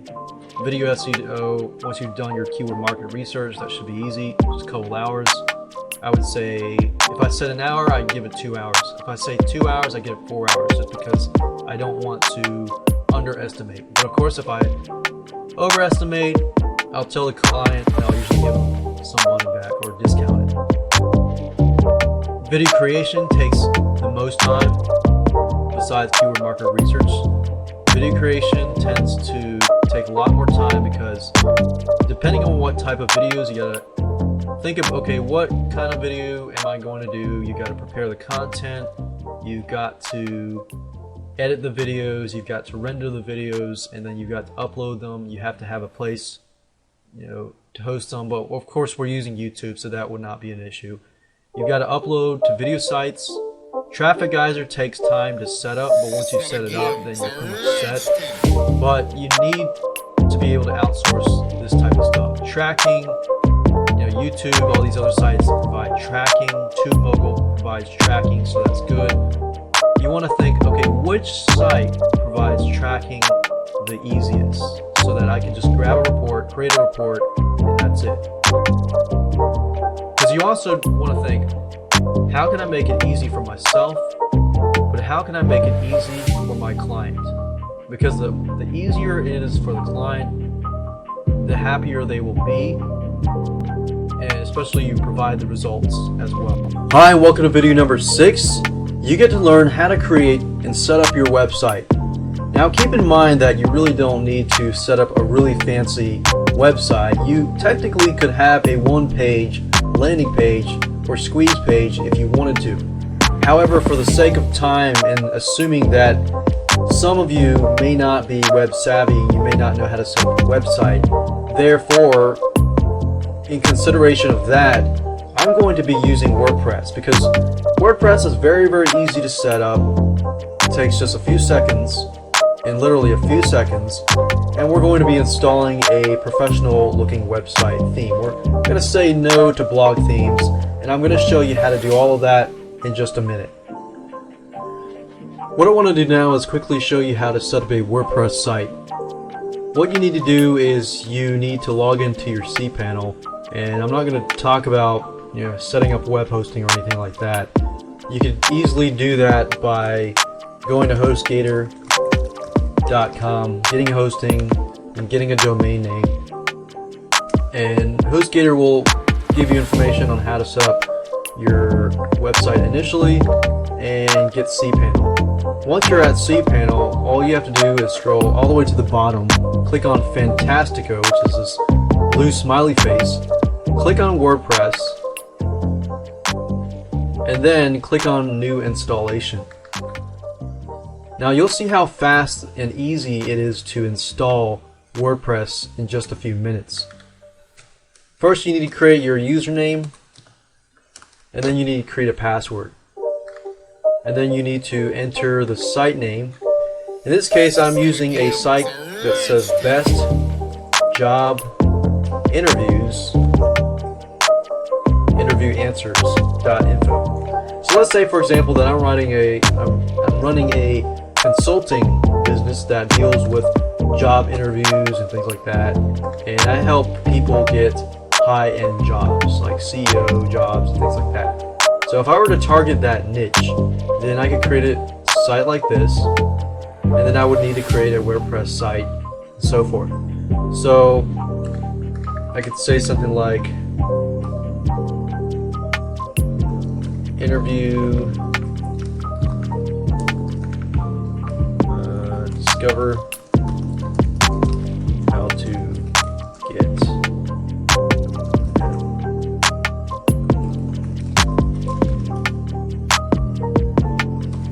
and you basically enter the description and whatever the password is and click on install. Then all you have to do is click on finish installation and you're done. Now I would recommend that you enter your email address here so that if you lose the information, then you can always go back and get the information, your username and passwords and stuff like that. Now that we're done, we pretty much set up the WordPress site. In fact, if I go to this page here and I refresh the page, I can see bestjobinterviewanswers.info. So this is by default what WordPress installs, and this is what it looks like. Now we want to change the look of this website because right now it looks like a blog. We don't want it to look like a blog. There's nothing wrong with it. You can make it look like a blog if you want to, but we want to, in this video series, we're going to do this. So I'm going to go to woothemes.com, and you don't have to use Woo Themes. You can go to Google and you can type in WordPress themes, business related themes. And there are tons and tons of sites out there that can make your WordPress blog look like an actual theme, like a professional theme, as you can see here. So these are sites, there's Woo Themes here, but there's also other sites that provide the same or similar type professional website designs, which is what we're looking for. So once you've picked it out, some of these Woo Themes are free, and some of these themes you have to pay for. So you really have to look at your budget and see what you can pay or what you can pick and choose. Now, in this example, I'm just going to pick a random theme, and I'm going to show you how to install that theme so you understand how to do that.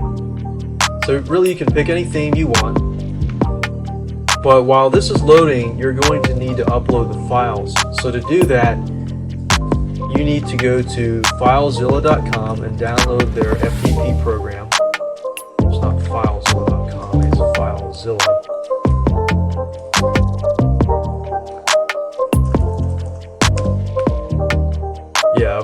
filezilla-project.org. Apparently somebody had taken that domain name, but anyways, you go here, you download the client, and this is what the client is going to look like. And what you want to do is you want to log into your web hosting, and then you want to go under public_HTML or your HTML folder. And then you want to go to WP-content, and then under themes, that's where all your themes are located. So right now you see one theme, right? This is the same theme that you see right here.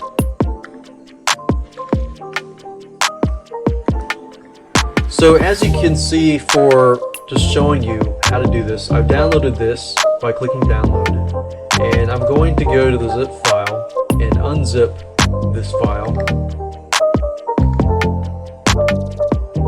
I'm going to find the folder, and I'm going to drag and drop this over here.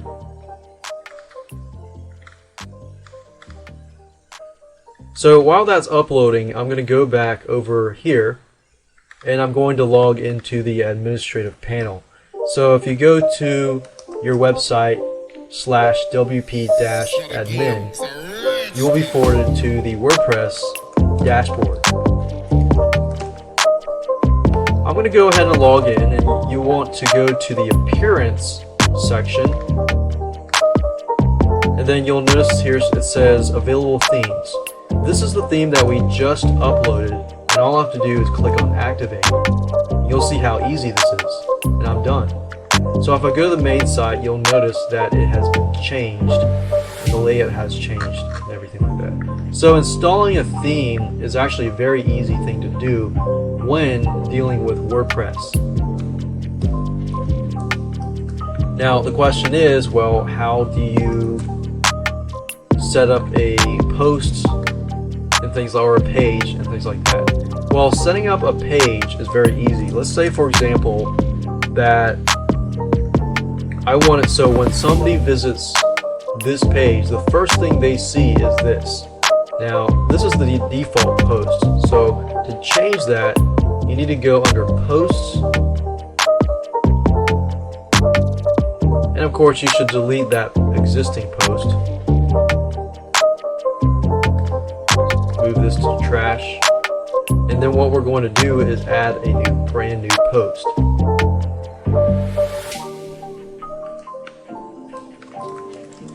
This free video on video marketing. And what you would do is here you can upload the video. You can add a video by clicking this and then choosing the file and uploading the video. Now keep in size, it says maximum upload size video can only be 2 megabytes. So in this case, you probably want to upload a video to YouTube and then just post the code here. So if you post the code, you click on HTML and put the code here. And then I'll just say video here, just so that you can kind of get a note that the video is there. Once you're done, we click on publish. You go back to this page and click on refresh. And as you can see, the first thing you see is watch this free video on video marketing. And the video would be located here. Now you can do this, and you can say, you can put right underneath it, a subscription box and say, hey, you've watched this free video, here's another video that you can watch as well. And then you funnel them into your list, and then you pretty much keep in touch with them and follow up with them with several more freebies, free videos, and free stuff to build that relationship, and then you can offer them a consulting offer. Now that you know how to set up a website and you saw how easy that was, let's talk about autoresponders. Now, in relation to your consulting business, of course, you're going to want to build your list. And you want to do that because if somebody gets to your page and you provide some valuable information, then you want to be able to follow up with them up to the point where you've helped them enough and they've realized that you are the go-to person for this area, and they go out and seek out your consulting or done for you services. Now we're going to talk about an autoresponder. In order to set up an autoresponder with WordPress, you're going to need either a WordPress plugin or Aweber or GetResponse or anything like that. Now I'm going to show you how different ways you could either use a WordPress plugin that integrates with Aweber, or you can use a WordPress plugin that I'm about to show you that will allow you to build your list, have an autoresponder, and have a newsletter. So you have two different choices. But before you actually set it up, you're going to need to give away something for free. Something valuable, but something for free. Think about something that you're going to pay money for, consulting wise, but you give it away for free. Because people think, wow, this person is giving something that may cost $47, $97, but they're giving it away for free. And they're doing that. That usually catches your eye, and once they have read over or watched over your information, you've pretty much built a relationship with them, and they'll either come to you for consulting and done for you services or so forth. So the point of the autoresponder is just to get them on your list so that you can follow up with them.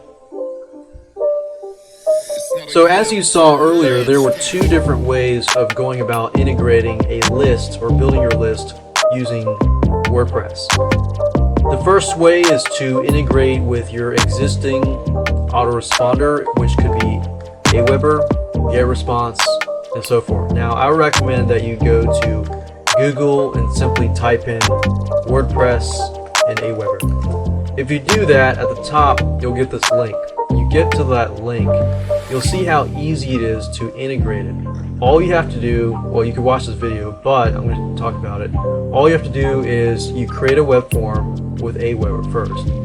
Once you're done with that, then you can go to the WordPress control panel under Appearance. So if you go to Appearance and then Widgets, and then go to Text, it says on the widgets page, locate the text option under here and drag it to the upper right under sidebar. So as you can see, sidebar here, you would basically drag and drop it over here.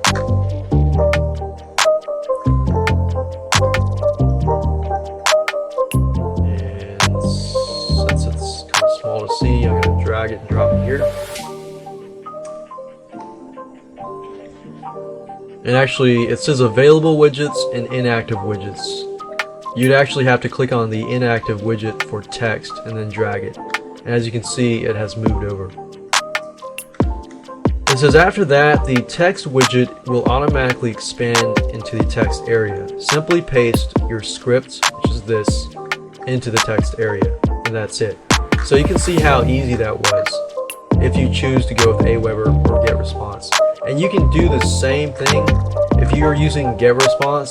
Do everything up until here, and then when you enter the code, you can just enter your GetResponse code, your iContact code, or any other autoresponder system that you're using. Now, if you want to go the route and you don't have Aweber, GetResponse, or anything like that, go to Google, type in WP autoresponder and newsletter plugin. Now I'm going to show you right now how to install a plugin for WordPress. Now when you get this, you want to click the one at the top here. Then the next thing you want to do is click on download.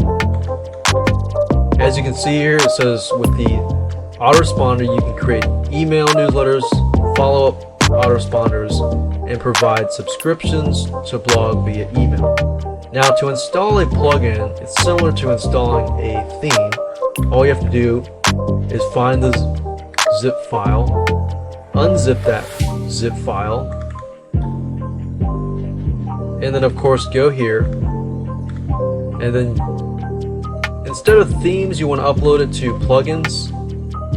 So I would go here and drag and drop it over here, and then of course I'd wait it for it to upload the files.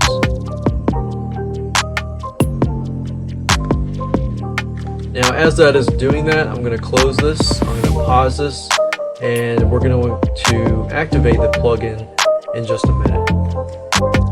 Now that we have uploaded it, all you need to do is go back to your WordPress dashboard, click on plugins, and then find the plugin as you can see here and click on activate.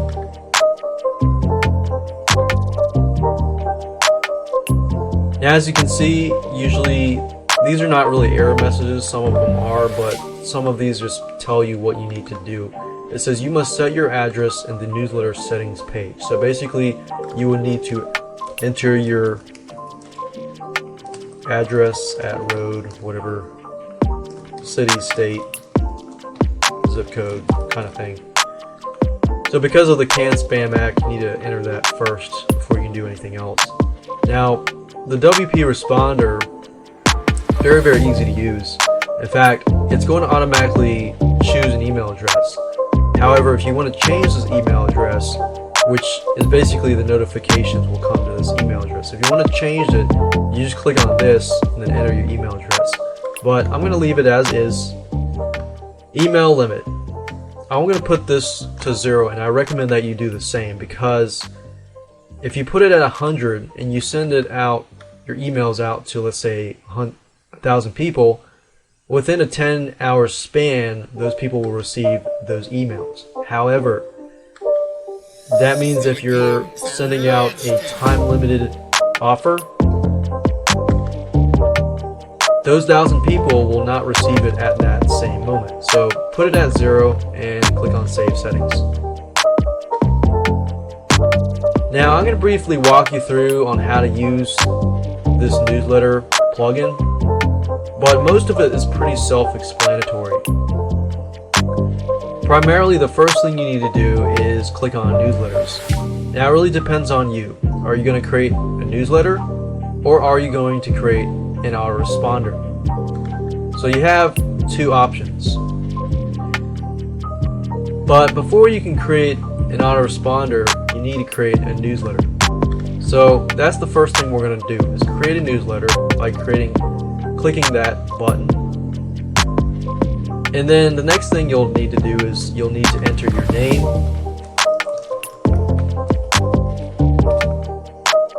and as you can see, enter your name for your newsletter. This will be shown to the subscribers on when they unsubscribe. And I would put your name here as well. And then the from email, we're going to use this.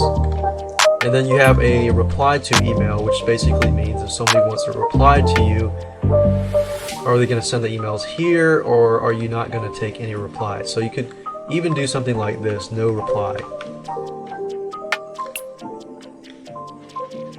And the public description is optional, but I'm just going to click on Create Newsletter.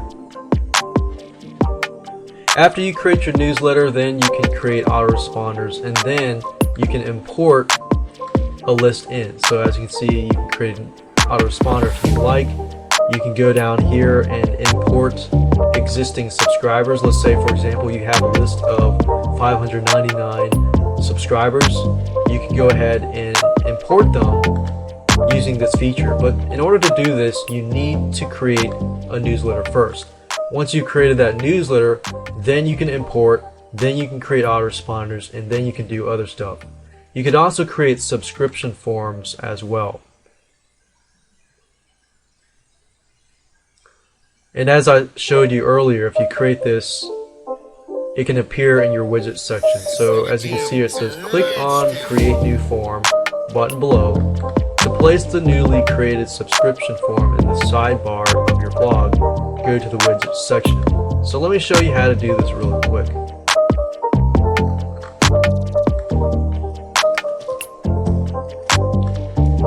So creating a subscription form is pretty easy. You need to name it. You need to select the newsletter. The return URL is basically after somebody subscribes, what are they going to see?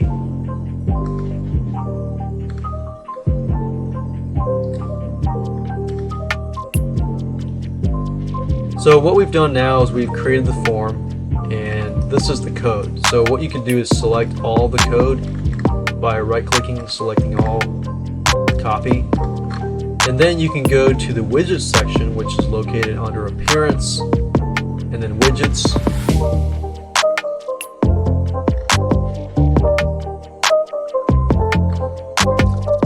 you see the text here, right?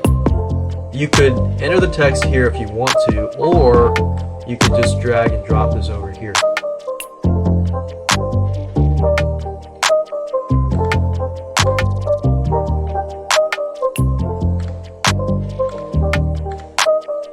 So if you wanted to get rid of this text, because we use this for the Aweber, you can just drag and drop it over, and that's it. That's how easy it is to add an autoresponder to your site. Now that you know how to set up a autoresponder, let's talk about images. Once you set up your WordPress website, you have an autoresponder, you definitely want to have some sort of images. You could outsource it if you want to. You could go to Rent-A-Coder, Scriptlance.com, or Odesk.com to outsource your image designs and things like that. Or if you want to make it simple, you can just go ahead and go to a site like BigStockPhoto.com or xxc.hu, which is a royalty-free site and provides you with professional images. So including images with your post or your landing page and things like that often will help increase your conversions, because a picture is worth 1,000 words. Now that you know how to set up your website, let's move on to the next video, and I'm going to show you how to pre-launch. Pre-launch will help you build up curiosity and build up some momentum so that whether you approach somebody about consulting or so forth, you have a higher conversion rate. Hi, and welcome to video number 7. In this video, you get to learn about pre-launching and building curiosity. You see, building curiosity will help you build momentum and increase your conversions and your sales. And that's why we're going to talk about this in this video series. First of all, let's talk about pre-launch. Now this works for both online and offline, and I'm going to give you some pointers that work offline and some pointers that will work online, but generally this whole thing works pretty much online and offline. Let's talk about free versus paid content. Now you're probably wondering, how does this all fit into the pre-launch? Well, free content helps build curiosity. For example, if you think about, if I had a online video marketing consultant business and I had a free video that showed people maybe tips on online marketing in relation to videos and what people could do, and they gain enough that they know what to do, but they just don't have the time to do it, so they hire me. So this type of stuff will help you build a relationship with your prospects who don't even know you, but after you teach them stuff, then they'll feel like, wow, I've learned a lot. You know, I could have paid somebody else, but I got this information for free, and now I have trust with this person who's giving this content. So that builds curiosity. So you could have a video, 2 videos, 3 videos, 4 videos. You could have ebooks and so forth. But I will tell you this, videos definitely do help, especially nowadays with so many people watching YouTube and things like that. So videos is a lot easier than having to read content. However, the content is good and it's a short report, then you can write it in a short PDF file. Now the content has to be something that people are willing to pay money for. If people are willing to pay money for the content, but you give it to them for free, that is valuable. Or if you're going to sell something, you could sell something that's worth maybe $500 or $1,000 for 90% or more off. If you tell them that, if you say, I normally charge $1,000 for this consultation, but you're getting it for free in this video, and you're building a list from that, then you're building momentum, you're building curiosity and doing a pre-launch for your consulting business. Now, pre-launch does not have to be like a one-time thing. It can be an ongoing thing depending on the person who gets to your site.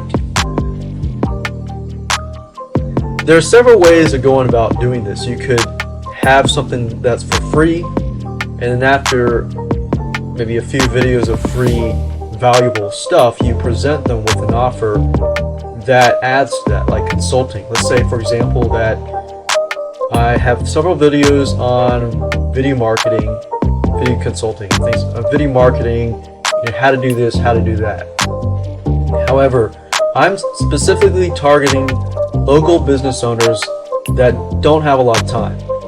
So they're not really looking for consulting, they're looking for kind of consulting plus a done-for-you service. So in that case, I can have a video specifically targeting these types of people. So as you can see here, that's another tip. You can have different videos for different people. Another thing you can do is you can have a valuable low price product. You know, like a $17 or $27 product. And then in order for somebody to improve, to increase their sales and increase their marketing, they need to seek out consulting.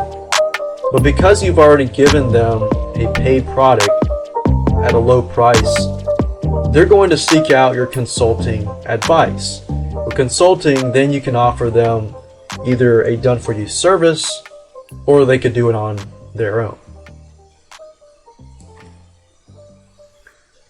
Let's talk about the power of webinars. Now, I'm not going to dive too much into how to create your webinar and things like that, but I'm going to show you different webinar software. So technically what I'm doing here is consulting you and showing you that you can use webinars to do pre-launching and to build curiosity. Now, as you can see here, I've created a mind map chart, and in the middle you see a blue circle that circles prospects. Now, these are the people that come to your website. What do you do with these people? Well, there are 3 different routes in terms of webinars that you could go for. Now, they could be actually 2 parts go for webinars, 1 part goes for free content, paid content, and then consulting. So we've previously talked about this. However, with webinars, if you don't know what a webinar is, it's basically like you go to a conference, but it's online. And with webinars, it's great because once you create your first webinar, you can do a rerun over and over and over again. Okay, so let me explain this in a little more detail. A prospect comes to your website. You can offer them a free webinar, but they have to sign up for this date and so forth. They sign up for that date. They get to the webinar, you're teaching the webinar, it's pretty much like a video. You're teaching all this valuable content, and at the end you say something like, hey, I'm only letting this amount of people get my consulting services, or you've learned this much, now I can help you go further with this consulting services, and you can provide a done-for-you service as well. Or if you just wanted to make it really simple, you could have a free webinar plus a limited offer consulting. You could say, normally I consult people for $500, but for the next 10 people, I'm going to consult you for an hour for only $250. So in that case, you can really use these webinars as a means to pre-launch, build curiosity, and most importantly, convert prospects into clients, into future clients. Now, let me show you a little more detail about the power of webinars. And you see, you can create webinars one time. Let's say you create that one video that one time. But after that, what do? You have to redo the webinar? Do you have to stay there and do another webinar over another webinar? No, you can create one webinar and you can automate that same webinar over and over again. Now, what kind of webinar software should you use? What kind of webinar replay software can you use to automate your webinars? Well, in just a minute after the slide, I will show you the type of webinar software that we recommend and the type of webinar replay software that we recommend, and that is available for you on the internet. Now, there's not a whole lot of replay software out there. There's a few, and I'll show you different options that you can go to. Now, we recommend that you use gotowebinar.com. You'll be forwarded to this page, and you can easily create a webinar within minutes without IT support. So creating webinars is actually very, very easy to do at gotowebinar.com. Now, what I would recommend you do is have that webinar run for the first time and have as many people come ask questions and so forth, because usually the questions that people ask are the same questions that other people ask. Once you have that, you've recorded this webinar, you can do what we call a replay. So you can automate your webinars for the future. And one site I would recommend you go to is livewebinarreplay.com. It's a software that was developed by Russell Brunson, and his software is actually very good. So I'd highly recommend that. And you can actually check it out for $4.95 trial as of now. But this is a good system to use if you want to automate your webinars. Now, if you don't want to automate your webinars, that's understandable, but you're losing out on money and you're losing out on a lot of time as well if you don't automate your webinars. Once you have your webinar created, and you can figure that out and go to the webinar site, and it's pretty easy to create a webinar. Once you have that webinar, you need to promote your webinar. And there's several ways that you can promote your webinar. Now, if you go to these sites and create the webinars, they're normally going to give you a subscription form for your webinar visitors so that they can sign up for a date and watch the webinar at a given time. You can go on Craigslist.com and post Craigslist ads. Now, you might be thinking, well, how do I do that?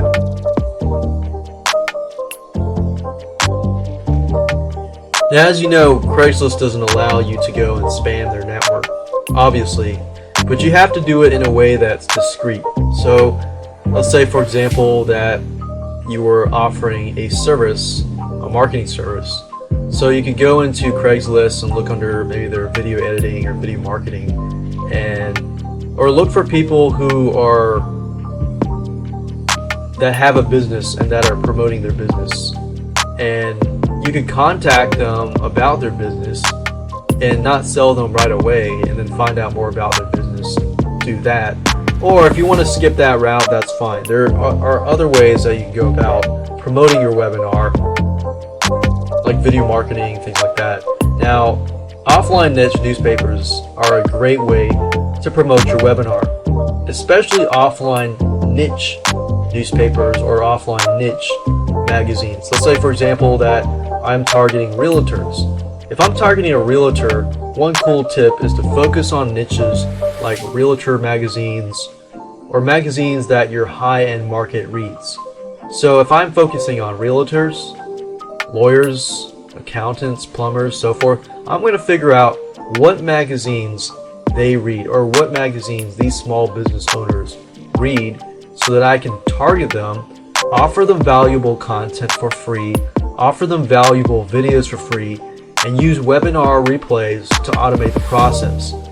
So you could be setting up 2 webinars per week, and having created one webinar, spent that time, automate the full process, and make money through just purely webinar replays and automation. I know consultants that make a lot of money with webinar replays, and they save a ton of time. Just because if you think about it, you create it once and you do it over and over again. You don't have to have an online conference or an offline conference every time you do a replay of that webinar. So that's the beauty of webinars, as you can see. So you can use that to pre-launch and build curiosity, and I can say that they are very powerful and really will help you increase those conversions. Hi, and welcome to video number 8, marketing. So you're pretty much done with this video series, but you need to find out where your clients are hiding so that you can get the clients to your site, or you can approach the clients. Now, it varies because it differs between online and offline.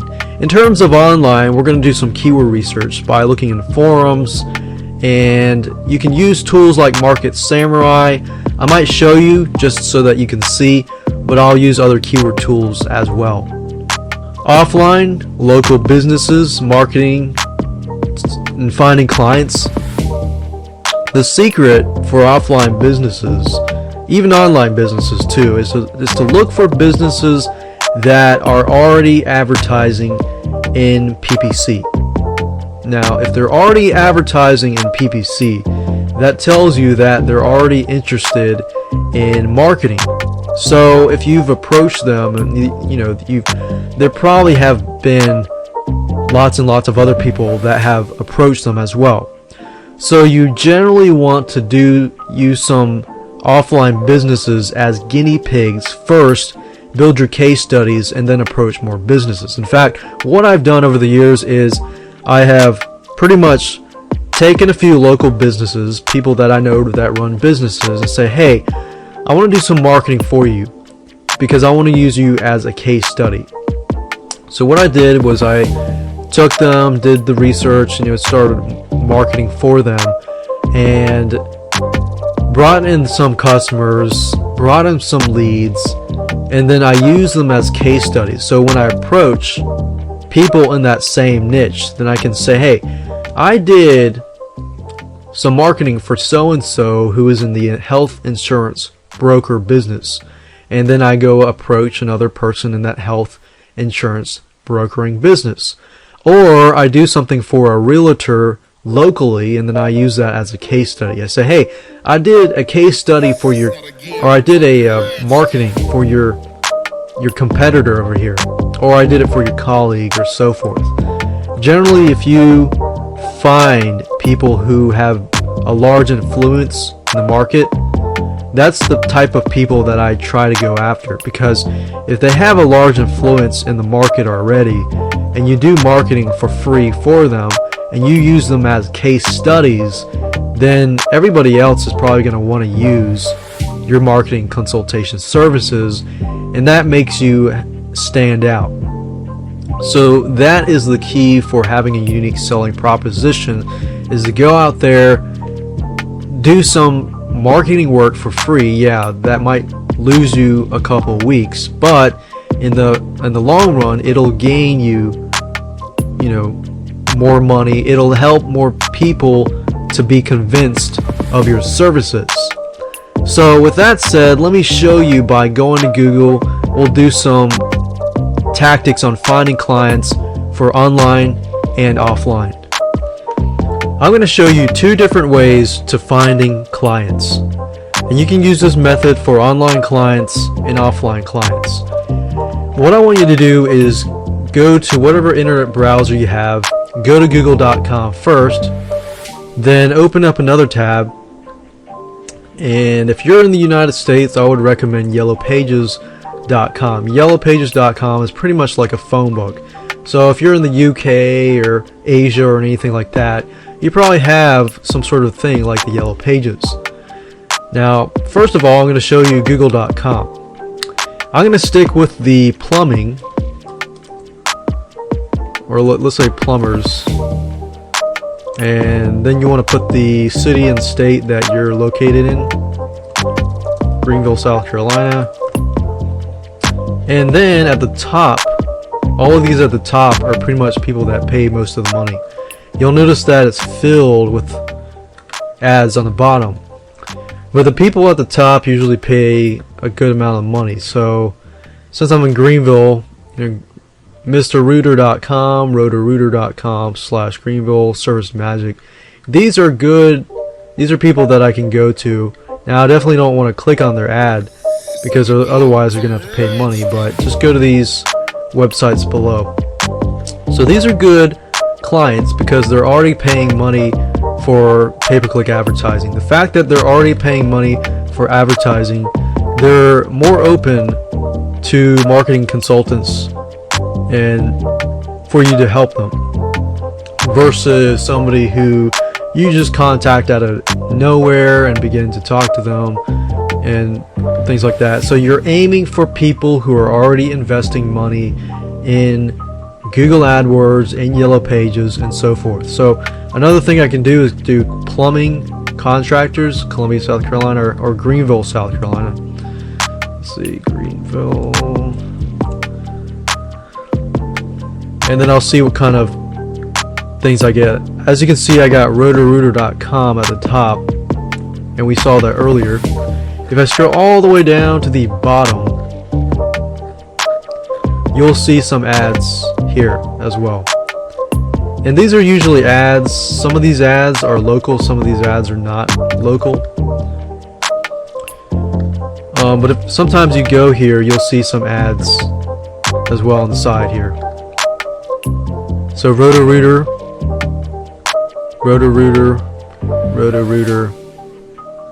and most likely if they're here, that means that they paid a good amount of money versus over here to be listed on this site, to have their image shown and everything like that. So this is a good starting point. I can guarantee you some of these people have people already, going after them.